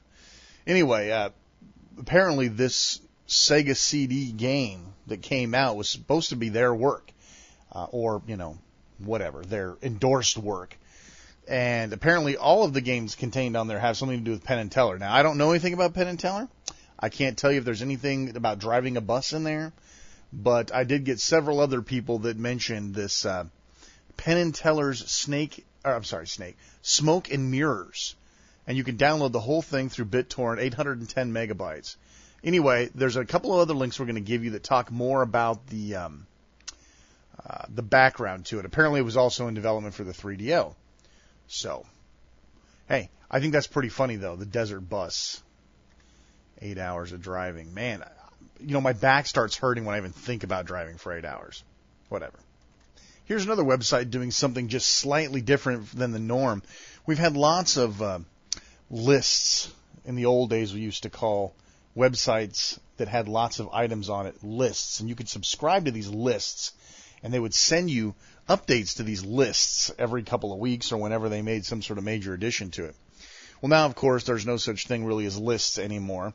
Now you just go to a website filled with a bunch of links on it. But these guys are doing something a little bit different. This is called the Arcade at the Movies website. And they have dedicated themselves to going out and taking stills of famous and infamous movies of various decades, showing kids or people playing video games inside of the movie. It starts off with Soylent Green, and what is she playing here? Computer Space. There's a Pong being played. Anyway, this is very interesting. I kind of like this. At one point in time, I thought about doing something similar myself, taking snapshots or digitizing clips from movies showing people playing famous video games. So this is pretty cool. This also goes so far as to show non-video games or video games that were made up. Like in Future World, there was a chess game, a fantasy holodeck chess type game. And in Star Wars, for example, they have a Star Wars shot in here where they're playing the Archon-looking chess game. Of course, that was never a real game, but they've got it in here. So this is kind of cool. I mean, it's different from reading a list where it's just like blah, blah, blah, blah, blah, blah. These actually have like screenshots, clips. Being able to see somebody playing Death Race. Hell, you can barely find a cabinet, let alone see one in operation somewhere. So this is actually pretty cool. I'm trying to see. Of course, there's stuff from Tron and all of the, Fast Times at Ridgemont High. All the requirements are here. Hey, there's even a shot of Robotron. So, anyway, I thought that was pretty cool. More games, of course. Matthew Broderick playing Galaga. Blah, blah, blah. Anyway, I could sit here and talk for hours about cool video gaming and movies, but just go to the site. Make it easy. Oh, what do we got next? Man, so much stuff to do. Hey, listen, do me a favor while we're talking about it, while I've got a moment here in between. Be sure you check before you do any submissions that the site that you're sending me doesn't have any anti-linking technology, because what I'm seeing a lot of is people are sending me links to pictures, and the pictures have some anti-linking things. So when I bring it up, all I see is "Don't steal from my site, man," or linking of images is illegal. So do me a favor and close your browser and check the link before you send it. That might be useful just to make sure that I actually get to see it, because I've had to delete several entries which might have been interesting if somebody had actually, double-checked and maybe downloaded and put it on somewhere that I could get to without it expiring. We have tons of problems with that. Content expiring. A lot of the Yahoo News, we talked about this before, but the Yahoo News and lots of stuff just expires 20 days. Boom, dead. So it doesn't help our link archive when this stuff comes up. Anyway, what do we got here next? This is kind of a fun thing. It really has nothing to do with gaming, retro or otherwise, but everyone knows that I like to talk smack about Microsoft and whatever. This is pretty funny. Somebody actually built a shell to allow you to make Windows 3.1 or 3.11, whatever, look and act like Windows XP. Calmira, I'm assuming is how it's pronounced, and the basic purpose of this thing is it does have a couple of interesting things, other than just being like a shell, which is usually something I wouldn't talk about. It's who cares? Skins are for people who have no caring about functionality. They care about what it looks like. Give me a break. But in this case, they do actually enable long file names. That's pretty cool, right? Because I remember what it was like to work in the old 8.3 days. In any event, so there are some enhancements made. Of course, it looks a little bit more aesthetically pleasing, but hey, give people free time and they'll lose their minds. Seriously, it's just insane. Okay, what else do we have? Oh, there's a great new outrash of people submitting news, and I don't know how I'm going to get around this other than just delete the things. I keep getting hotels and vacation spots from exotic countries. I get Korean and What else did I get lately? There was another one that was just like totally bizarre. It's like, what the hell? You post this stuff. But anyway, so we try to make sure those don't sneak in. But I had to share. I mean, I get some of the weirdest stuff gets sent over. Lots of empty links too, which shouldn't be possible unless people have JavaScript turned off, because you can't even submit the form. Whatever. People will find a way to circumvent whatever you do. Just got to put it in there for the little guy. Remember Ocean Software? You either loved them or you hated them. Ocean tended to be the group of people that took every single movie or license that they could lay their paws on and somehow crank out a video game. Other people thought Ocean was like the total business.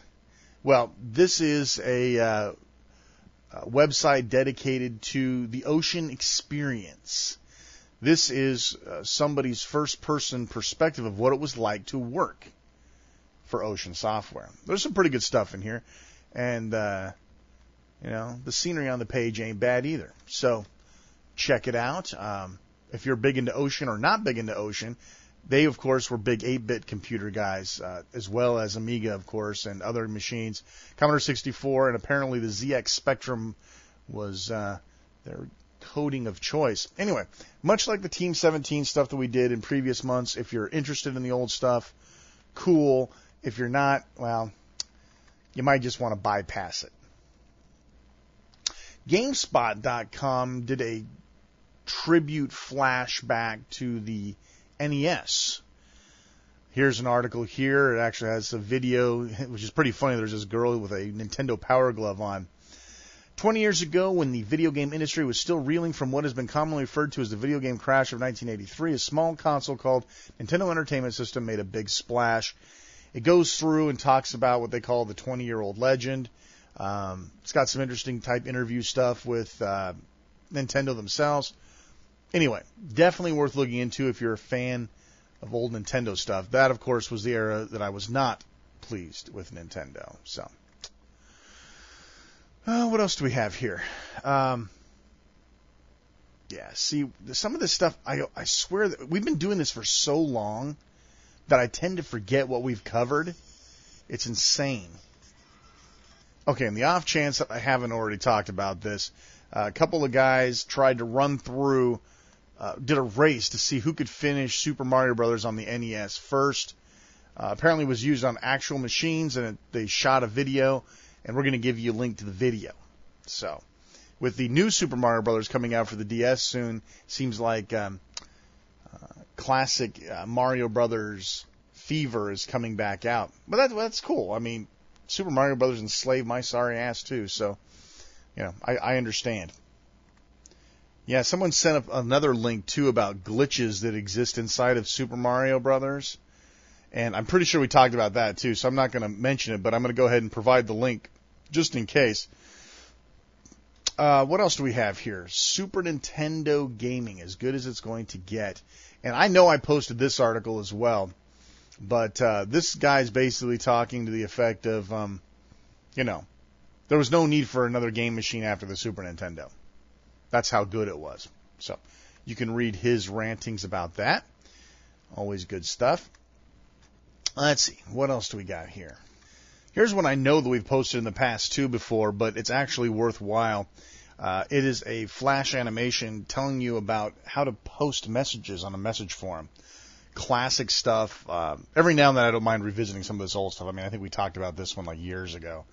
But sometimes the classic stuff's still fun to go revisit. So I know we have tons of new listeners, and every now and then it'll be cool to show off some of this older stuff. So check that link out. That's pretty funny. I mean, how to properly posting and you. It sounds like one of those old 50s, how to do science videos, zinc oxide.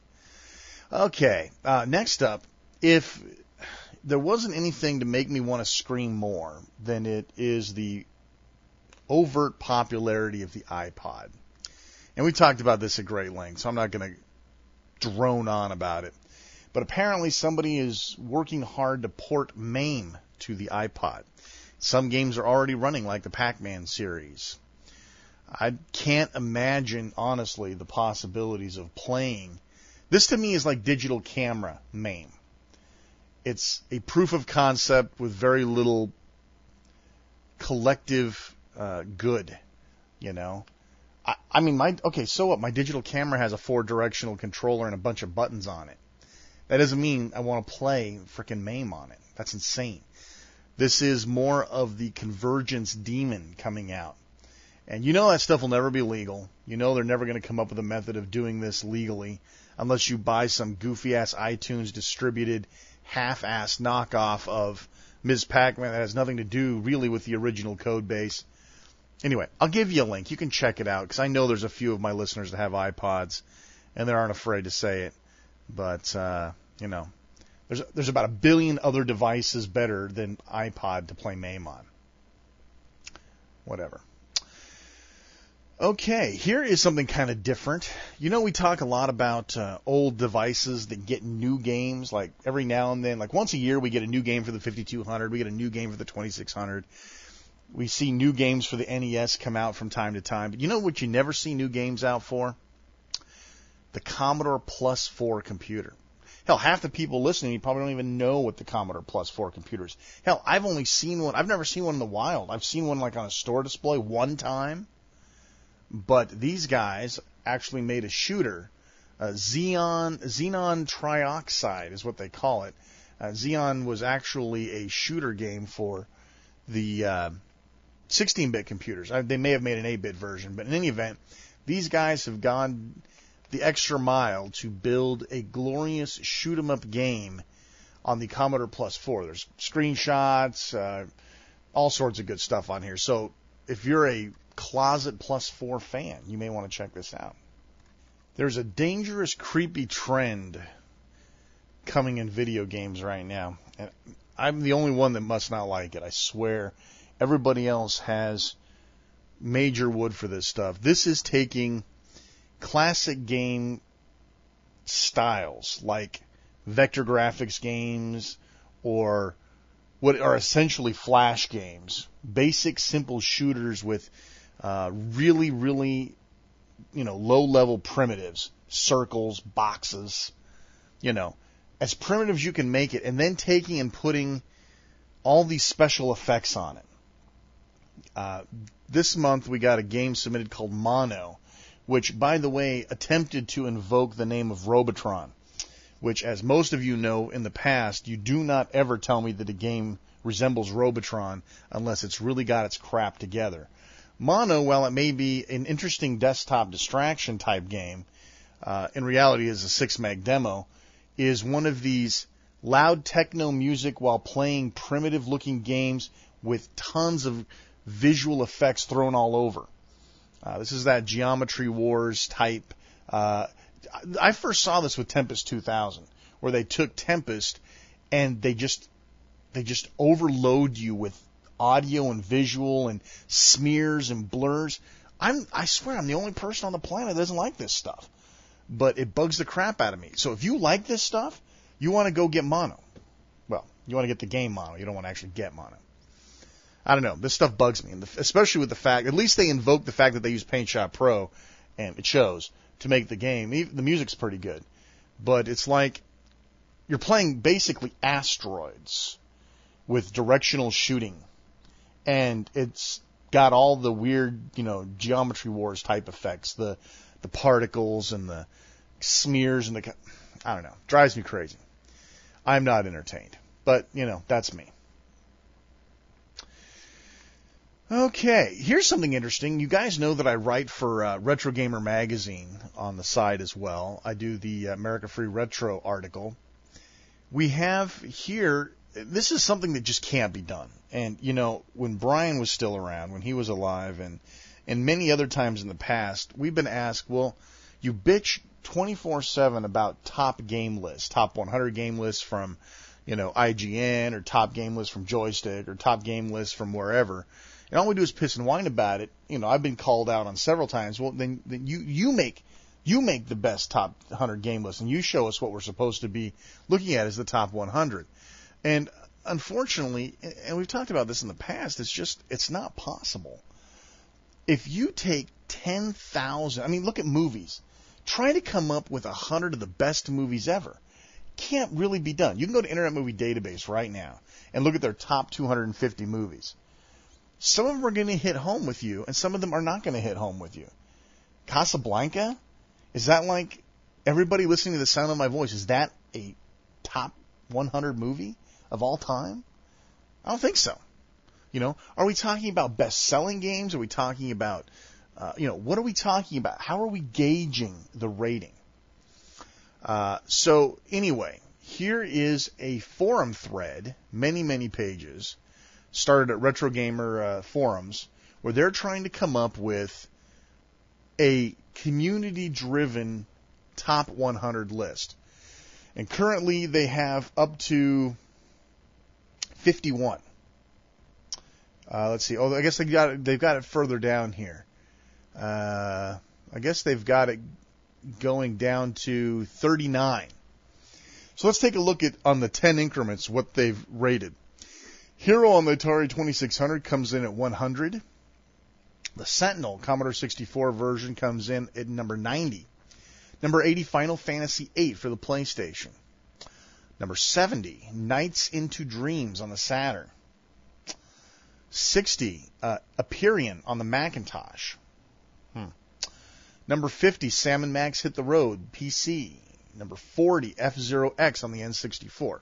And it just goes on and on. So you might want to jump in and get down with this forum if this is the sort of thing you're looking for. And they're trying to build this list. I don't know. It's an impossible task to come up with the top 100. Now, if you'd like me to come up with the top 100 games of a certain era, if you want me to come up with the top 10 100 arcade games, based on, what I talk about in terms of innovation and, replayability, things like that, that's possible. Don't just say, okay, come up with 100 of the best games.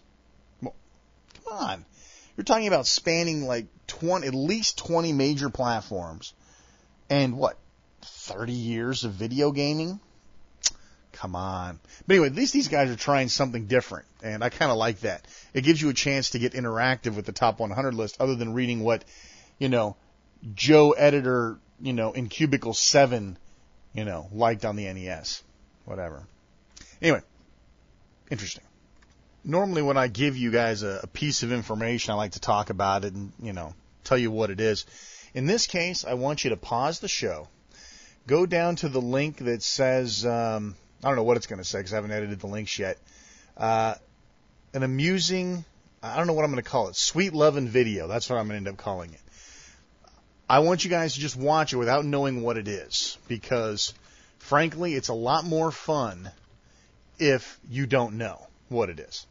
Funny stuff. Anyway, I'll leave it at that. Sweet lovin' video. Just pause the show, go watch that, and don't bail out. I know what you're going to think. What the hell is this? Just follow along. I guarantee you'll think it's funny. I thought it was a riot.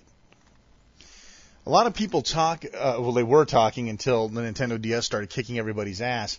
They were talking about, Nintendo's failures. We all hear about, the success stories, and we all know that almost every company has something that they're ashamed of. Anyway, Nintendo's shame was the Virtual Boy, the 3D-ish, holographic, whatever the hell it was really supposed to be. You were supposed to put this thing on your desk, look in it like a Viewmaster, and play games in sort of a vector-looking 3D thing. I've actually rarely had an opportunity. I think I've gotten to use it like once. Anyway, Virtual Boy has a good history, of course, behind it. And so you'll want to go check this article out called The Virtual Failure, a look back at the Virtual Boy, just to see that Nintendo didn't always do things right. Well, we all know that they didn't always do things right, but it's nice every now and then to have some of the backstory. Well, this is the backstory. A lot of people comment on my concept of Generation Gimme, and somehow the term has managed to get fairly widely adopted, at least within my listener base, and people who know people in my listener base. Generation Gimme seems to be a recognized moniker. However, it doesn't always get called that. And while we always speak of every generation hates the one after it, let's be honest, Generation Gimme is definitely a unique brand of individuals. Well, we've had numerous coverage of Generation Gimme playing old games and making fun of them and all that stuff. This is pretty funny. You know the Atari 10-in-1 joystick, which it's a jack standard. So, but I don't know how else to put it. But anyway, this is a review made by Generation Gimme about the Atari 10-in-1 joystick. And this is some good reading right here. I'll give you a little bit of it. Now, this is good stuff. Anyway, this is supposed to be like an actual review. I might just have to read this whole thing. There's so much fun in here. Let me see. Overall, it cannot compete with the present console market in terms of gaming experience and has a number of shortcomings, including touchy controls, a limited software library, and insufficient multiplayer support. This guy shouldn't have even gotten to write this stuff. This is crazy. This is so funny. Definitely not a 360 killer. Dude, you just bought a package off of Walmart's shelf for $14 that has an Atari 2600 joystick in it that clearly outlines 10 games. I don't see any network port on it. And this is just way too much fun. The unit comes with everything completely intact. Everything you need to play is in one piece. The reset, select, and start buttons are integrated into the base, as well as power switch and red power LED. Video and mono audio cable are also permanently attached to the base. The system is powered by 4 AAAs, which are inserted. Other than that, this has the same nostalgic ergonomics of the original Atari joystick, horrible though it may be. Okay.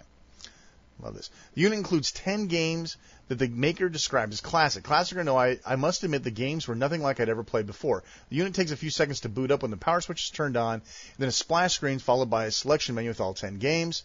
You select the games using the joystick. Once the game is selected, the user is presented with a short synopsis of the game and instructions. Pressing the lone fire button, because one fire button is not enough, got to have 15.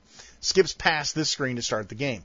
Once in the game, the user must start the game in the same way as the original 2600. Either press start to begin or select button to toggle through different gameplays. Once your mode is selected, pressing start starts the game. Okay. All games are controlled using the 8-way joystick, replaced in today's consoles by the D-pad. Yeah, right. And a single red fire button. The fire button feels very clicky, and the joystick responds with a little pressure in each direction. You don't actually feel the stick move. It feels rather stiff, but responds well. The pressure and leverage of the stick make the base want to tilt, so the player should have a death grip on the base if they don't want this, quote, console, unquote, to come flying off in their hands. I mean, it's funny when you get a different perspective on things, you know? It's hard for us to imagine being old people, what it's like to get a hold of old technology. But, I think that, the generation that we are currently engaged in has no real respect for what came before. And I think that's part of the big problem. I know, because I hung out with my grandparents, I know some of the things that my grandparents had to go through. Waiting for your TV to warm up. I mean, dude, let's think about that for a minute. There was a time, probably before most of us were born, but there was a time when you turned on the TV and you went and got a sandwich, waiting for the tubes to warm up, right? I can respect that. I don't have to say TV sucked because it took 20 minutes for the TV to boot. There's a difference between what we look back in retrospect as to what Generation Gimme comes back in retrospect, which is really too bad. But let me continue with this because this guy's got some more things to say. Let me see. I'm trying to find. There's some really good stuff. Did you know that Adventure was a forerunner for his favorite game, Doom 3? Yeah, Adventure is the prequel to Doom 3. That's right. He mentions Breakout as being that the controller's non-precision, making it a bad experience. Well, yeah, because, I mean, if you're going to smack the game around, that's cool. Breakout should never be played with a joystick. Mouse at worst, spinner with best. But, maybe the guy doesn't know about it. He does like to make mention of new things like the Matrix. The touchy joystick makes it all too possible to matrix, in quotes, around the ball and completely dodge it. Yeah, this is funny. I mean, you got to read some of this stuff. I could spend all day talking about this. Let's see. This is funny. Missile Command. I got to read the whole thing on Missile Command. Missile Command is an extraordinarily epic, spectacular human drama set upon the doomed landscape of humanity's future.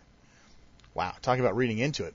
It's also one of the more enjoyable games in this set, despite the fact that he just complained that, you can't play Breakout with the joystick. Whatever. You fire a cannon thing at bomb things that are falling down on your town things. It's surprisingly cinematic, and the explosions of your poor settlements look cool. I shed a tear when I completely lost one of them. All in all, it's not a very optimistic game.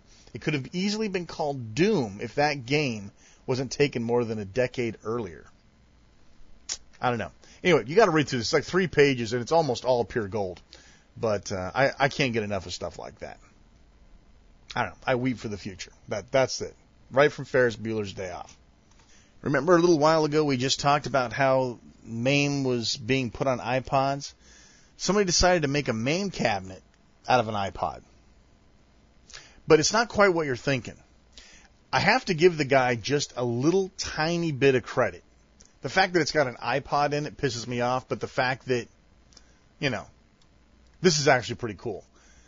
You remember those little tiny cabinet reproductions remember those little ones that we used to see, the ColecoVision, or not ColecoVision, but the Coleco ones, the Donkey Kong, the Pac-Man, those ones? Well, those are still huge collector's items, by the way. This guy made a small, actual arcade scale model of a Ms. Pac-Man machine that you could slide your iPod into sideways and play Ms. Pac-Man on a magnified screen. The guy gets like 10 points for creativity. I mean, this isn't like, it's kind of like making your Game Boy into a web server, kind of. But this is actually has something kind of clever behind it. In any event, it's a shame that it's an iPod he's putting in it, but whatever. We gotta cater to the current generation, right? At least they're playing Ms. Pac-Man on it. What can I tell you? Okay, let's plod through these. We've already almost done an hour, and I'm not even close to being done. Seems Marble Madness has been quite the clonable game as of late, with games like Hamster Ball and all sorts of other titles borrowing from the mechanics. Here is a shameless version of it, which I haven't had a chance to play yet, but I'll pass it along, called Rolling Madness 3D. It is a giant extended version of Marble Madness. OpenGL, SDL style creation, Fmod, so this thing's ported to pretty much everything. Definitely worth taking a look at. I'm a big slut for Marble Madness, so eventually I'll get around to it. It's got a 6-level world right now, and the levels look pretty huge, so you got some time to play. But anyway, I think it's funny that games kind of go through trends in terms of, who's copying what. Interesting. Here is a new, I've never seen shortflip.com. This is the online magazine for men, which is probably why I haven't seen it. Testosterone-driven periodicals. Anyway, this is the top 10 most violent video games as seen by Shortflip, the online magazine for men. You want to know what the top 10 most violent video games are? I'm going to hook you up, because we're going to go through them all right now. Number 10, Hitman Contracts, which honestly I've never played, so I can't really comment on it. Number 9, Resident Evil. Yeah, I go with that. There's some pretty gory crap in there. Doom 3 is number 8. Number 7, Silent Hill series. They don't mention them, by name. Mortal Kombat Deception. Carmageddon 2 clocks in number 5. Number 4 is Blood Rain. Number 3, Soldier of Fortune 2. Half the stuff I haven't played. Grand Theft Auto Vice City. You know what's funny, though? It looks like the picture that they put with Vice City is actually of San Andreas. I don't know why people do that. And number 1 on the list is Postal 2. And I got to admit, Postal 2 is a first-person shooter, but I'll tell you, any game that you can, like, piss on people, you got to give it some props. Let me read what the guy wrote. Postal 2 Apocalypse Weekend. If you're looking for pure brutality, you found it. The outstanding graphics make the senseless slaughter of innocent people quite an experience. Use a shovel to decapitate a person and kick the head around like a soccer ball. Launch a victim onto a spiny cactus. Sledgehammer heads that burst like squashed grapes. Kill cats, dogs, cows, elephants, and murder an endless horde of hippies out for a good time. Taser an innocent until he's a quivering mess. You can even urinate on people and use a cat as a silencer for your gun. Man, I totally forgot about that. Douse people with gasoline and ignite the body. If you press K on your keyboard, your character will shove a hand grenade into his mouth and say, "I regret nothing," just before the explosion. As far as violent video games go, this one takes the cake. But you know, you never hear about Postal 2. You hear about Grand Theft Auto. It's funny. We have a fickle media. Okay, so what else do we have here? Oh, man. Okay. I swear, folks, I'm running it down here. I'm running it down. This next item is definitely outside the scope of our regular stuff, but I like to speak a lot about how we're being trounced on by our government and how our rights are being violated. And somebody recommended this to my listeners. Again, not video game oriented, but apparently there's a video series called from suppressedmedia.com, and I know I'll spend like all frickin' day if I get started with this. It has many videos such as the 9/11, the greatest lie ever told. This really starts bordering into politics, so I don't want to bring politics into this show at all. It's bad enough we have it on the forums. But anyway, this video number 7 on this list, you can download them for free. It's called David, I'm assuming it's Icky? Man, there's no translation here. Secrets of the Matrix. And according to the submitter, this is good stuff that'll really show how civil liberties are being trampled upon. Haven't seen it, but it came in. Thought, hey, we'll share with my listeners. AtariAge.com has for sale Video Game Collector Edition number 5. Video Game Collector magazine caters to classic and modern game enthusiasts, including a complete price guide and checklist for every major video game system for the Atari 2600 through the Xbox. Inside, you'll also find original editorial content written by respected members of the gaming community, interviews, giveaways, reviews of classic video games in the video game industry's largest and most up-to-date checklist and price guide. The 5th issue, spring of 2006, features a Dragon's Lair interview, of course, which is why it got sent to me. There's a Twin Galaxy scoreboard. There's a special report on the Nintendo e-reader. Confessions of the Game Doctor, which has some excerpts from his new book, Bill Kunkel. We've had him on the show a couple times. Great guest. We got to get him back in and see what he's up to. Some video game reviews of Electroplankton, It's Only Rock and Roll for the ColecoVision, Super Gunstar Heroes, which is a great game for the GBA. Looks pretty good. Issue $6. I should probably pick one of those up or see if they'll comp me one that I can talk about on the show. If you work for Atari Age, and I know there's people who listen to the show that do, why don't you guys shoot me over one of these things so I can take a look at it and talk about it? It's hard for me to remember to buy stuff. Vintage Computer Festival, May 13th at the Info Age Learning Center in Wall Township, New Jersey. 3rd annual Vintage Computer Festival will be held on Saturday, May 13th. Doors open at 9:30 a.m. Event ends at 6 p.m. Admission's $10 per person. Parking is free. This is sort of from what I see here, looks like a kind of computer-centric CGE type thing.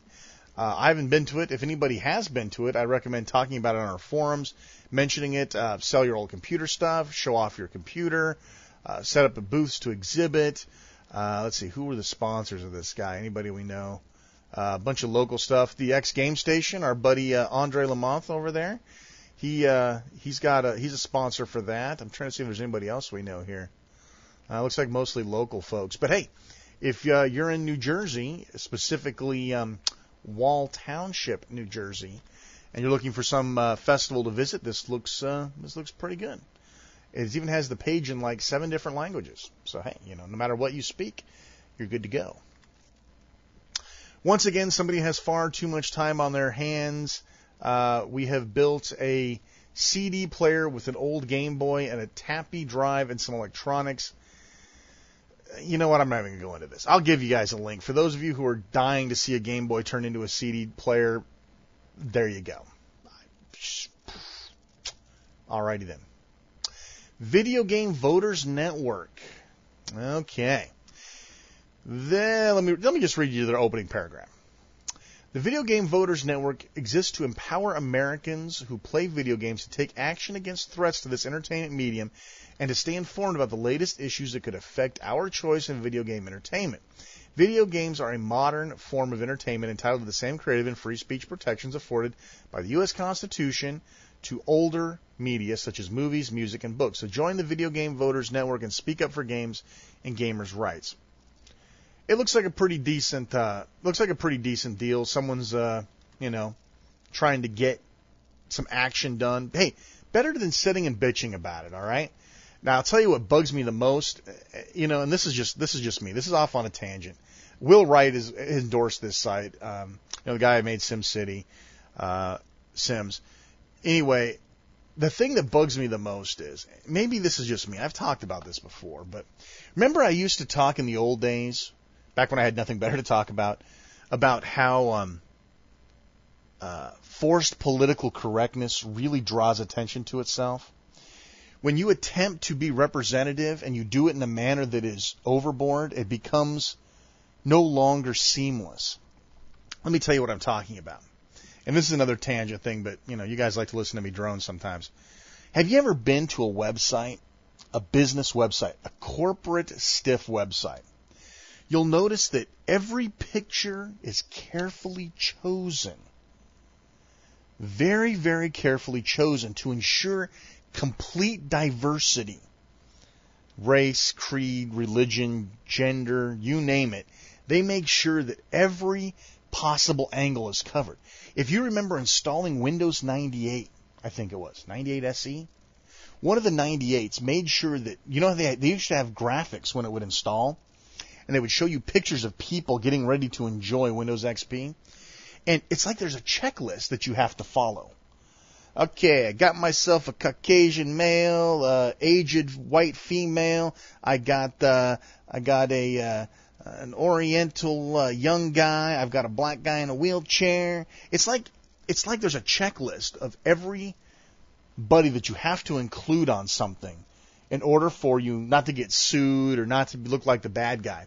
Well, if you watch the flash animation of this Video Game Voters Network, it's like checkbox. There's the black guy, there's the Asian guy.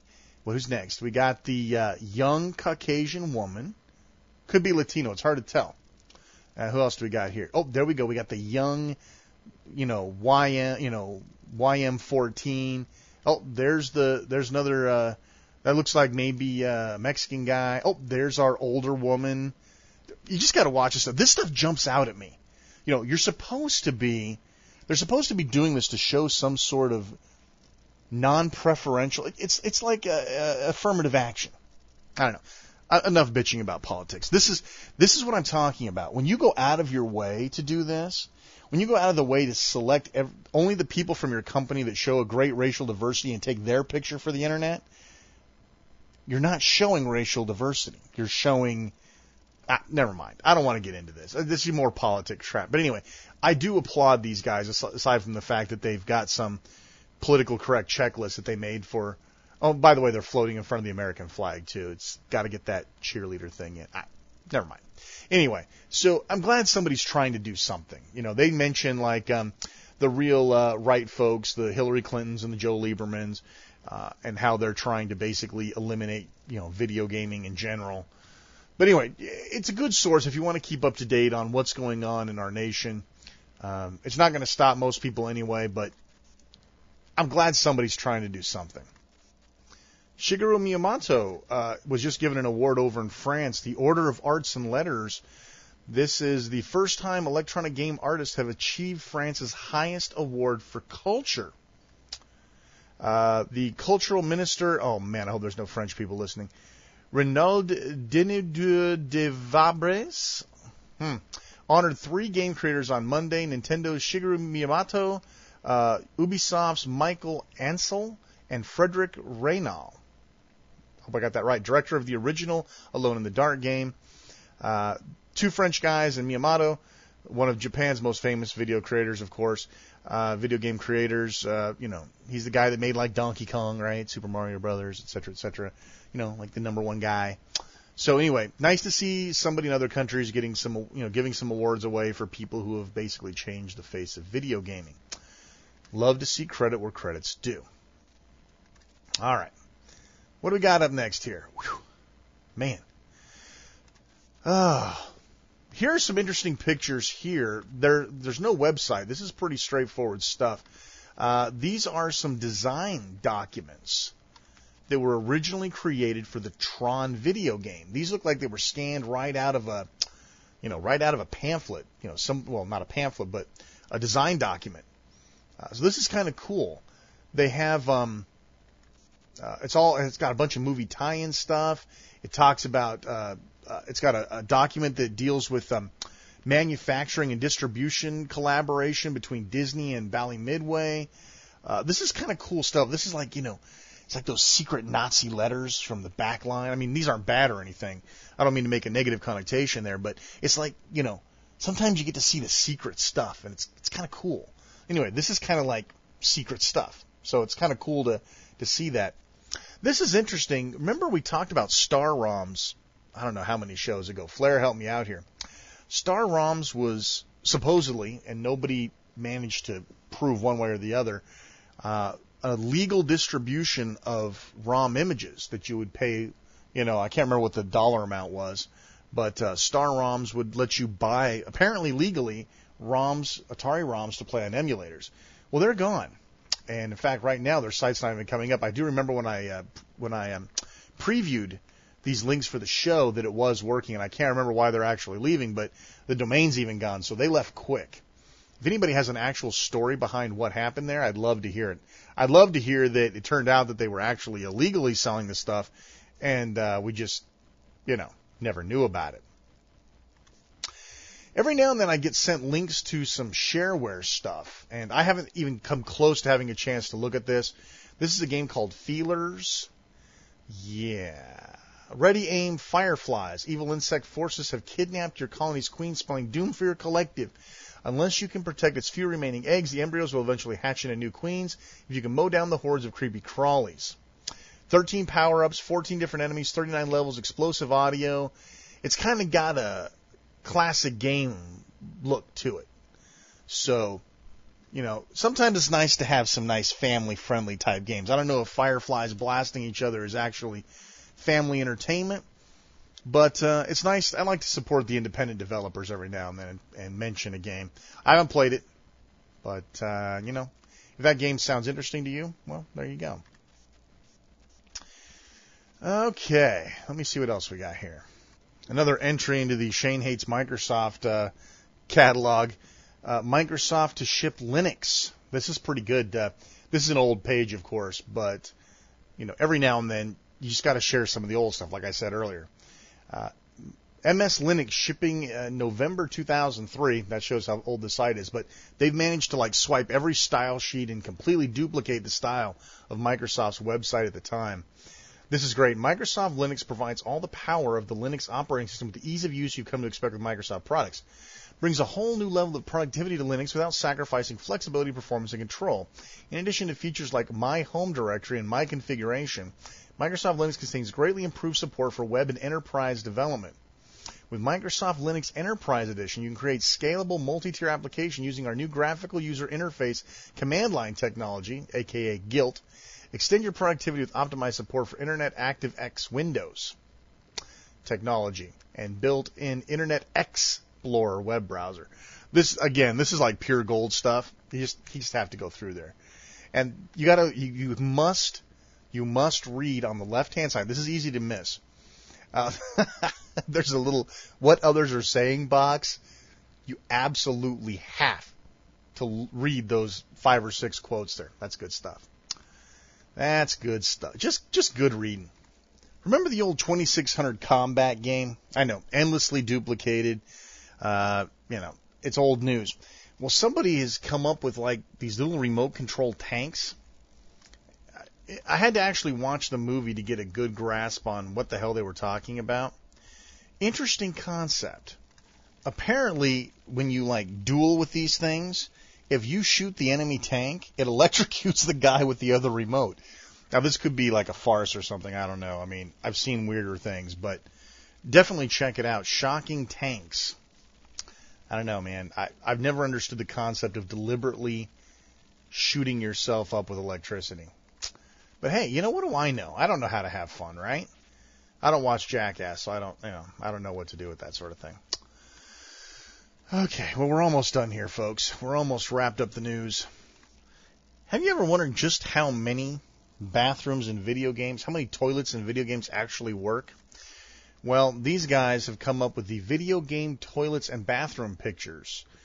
This is basically them showing you all the different commodes, and some of them actually you could use inside of video games, both old and new, including games like, of course, Grand Theft Auto, Hitman, Alone in the Dark, Carmageddon, which was actually pretty fun. You could just totally wipe out bathrooms in that. Blood 2. Anyway, so there you go. How many toilets can you recognize?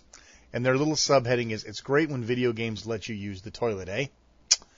Yes, it is actually kind of good. I always thought that was kind of cool. Oh, the grand list of console role-playing game cliches. There are a few people who love a good console RPG more than I. Games like Final Fantasy, Grandia, Skies of Arcadia set a standard of majesty and wonders and immersion that American game designers struggle and usually fail to match. Yet as I play the latest masterpiece to come out of Japan, I can't somehow feel like thinking somehow I've seen it all before. Warning, there are spoilers in here for many popular RPGs. Anyway, this is funny. They go through and talk about cliches that are usually inside of RPG games. Now, some of these I understand because I did play some RPGs. Obviously, a lot of these I don't understand. But here we go. Let's look at some of these, because some of these are actually pretty funny. The sleepyhead rule. The teenage male lead will begin the first day of the game by oversleeping, being awoken by his mother, and being reminded that he slept in so late he's meeting his girlfriend. The Logan's Run rule. RPG characters are young, very young. The average age seems to be 15 unless the character is a decorated and battle-hardened soldier, in which case he might even be as old as 18. Such teenagers often have skills with multiple weapons and magic, years of experience, and never worry about their parents telling them to come home from adventuring before bedtime. By contrast, characters more than 22 years old will cheerfully refer to themselves as washed-up old fogies and be eager to make room for the younger generation. Poor little rich hero. If the hero comes from a rich and powerful family, it will have fallen on hard times and be broken destitute by the time the game actually starts. These are some, the 3 obligatory party members that you'll gain. What are some of the other things? Nod your head and smile. MacGyver rule. Your choice of weapons is not limited to prosaic guns, clubs, and swords. Given appropriate skills, you can cut a bloody swath across the continent using gloves, combs, umbrellas, megaphones, dictionaries, sketching tablets, you name it, you can kill with it. Nothing wrong with that. Let's see. Anyway, there's tons of this stuff. Let me see how many there actually are on here. This guy's busy. 192 cliches. Did you know there were 192 cliches in inside RPGs? Well, there you go. Yeah, actually kind of a fun list to look at. I like that. Here's a new one that just hit my computer here today. Video games tackle lazy eye. Playing virtual reality computer games can help treat the condition known as amblyopia. Amblyopia. Or lazy eye. There you go. Lazy eye. That's better. Say researchers. In patients with amblyopia, there's got to be a doctor on here to pronounce this for me. One eye works better than the other. Because the eye is inferior for some reason, the brain decides to use the good eye. Over time, the neural connections to the bad eye becomes gradually weaker in favor of the good eye. No mention of Shannon Doherty in here at all? Man, what's that all about? Anyway, so they're saying that you can fix a lazy eye with video games. Yeah. Who am I to judge, right? I'm not a doctor. Right? I don't know any of this stuff. Well, folks, I've prattled on a whole good hour here, and we got tons more show for you. Hope you enjoyed Bits and Bytes. Remember, these come from you guys. You guys send these in. Go to RetroGamingRadio.com, click on the Submitted News, and send us what you think might be newsworthy. We don't look at everything. Some things may be out of context for the show, or I'm just too lazy, or they may expire, so you may not see them. But as you can see, most of the things end up coming up. And even if they are kind of outside the realm, as long as there's something interesting about them, I'll probably talk about them. So anyway, these are all contributed by you. Thank you so much for everybody who contributed. And we'll see you next month with even more great Bits and Bytes right here on Retro Gaming Radio. Well, folks, I think that's going to wrap it up for this edition of Retro Gaming Radio. Special thanks go out to speedhost.com and their affiliate, Zaccum.com, Zaccum.com. The best in free, unlimited hosting for your web projects, your web files, Zaccum.com. Big supporter of the show. We really appreciate that. And thanks to Demolition Man, Demo Man, for being our first call-in. Yes, we're going to have more call-ins. This was sort of a test. There will be times and places posted, so to speak. Just stick around to the show. Big thanks to all of our listeners, especially all of our new UK listeners. Compliments of Retro Gamer Magazine. Pick up the latest issue of Retro Gamer Magazine. I've got a review of the GP2X, I believe, in the latest one, as well as my regular column, America Free Retro. Great magazine. Check it out. I think that'll wrap up this edition of Retro Gaming Radio. This is Shane Armonroe saying, until next time, keep it retro.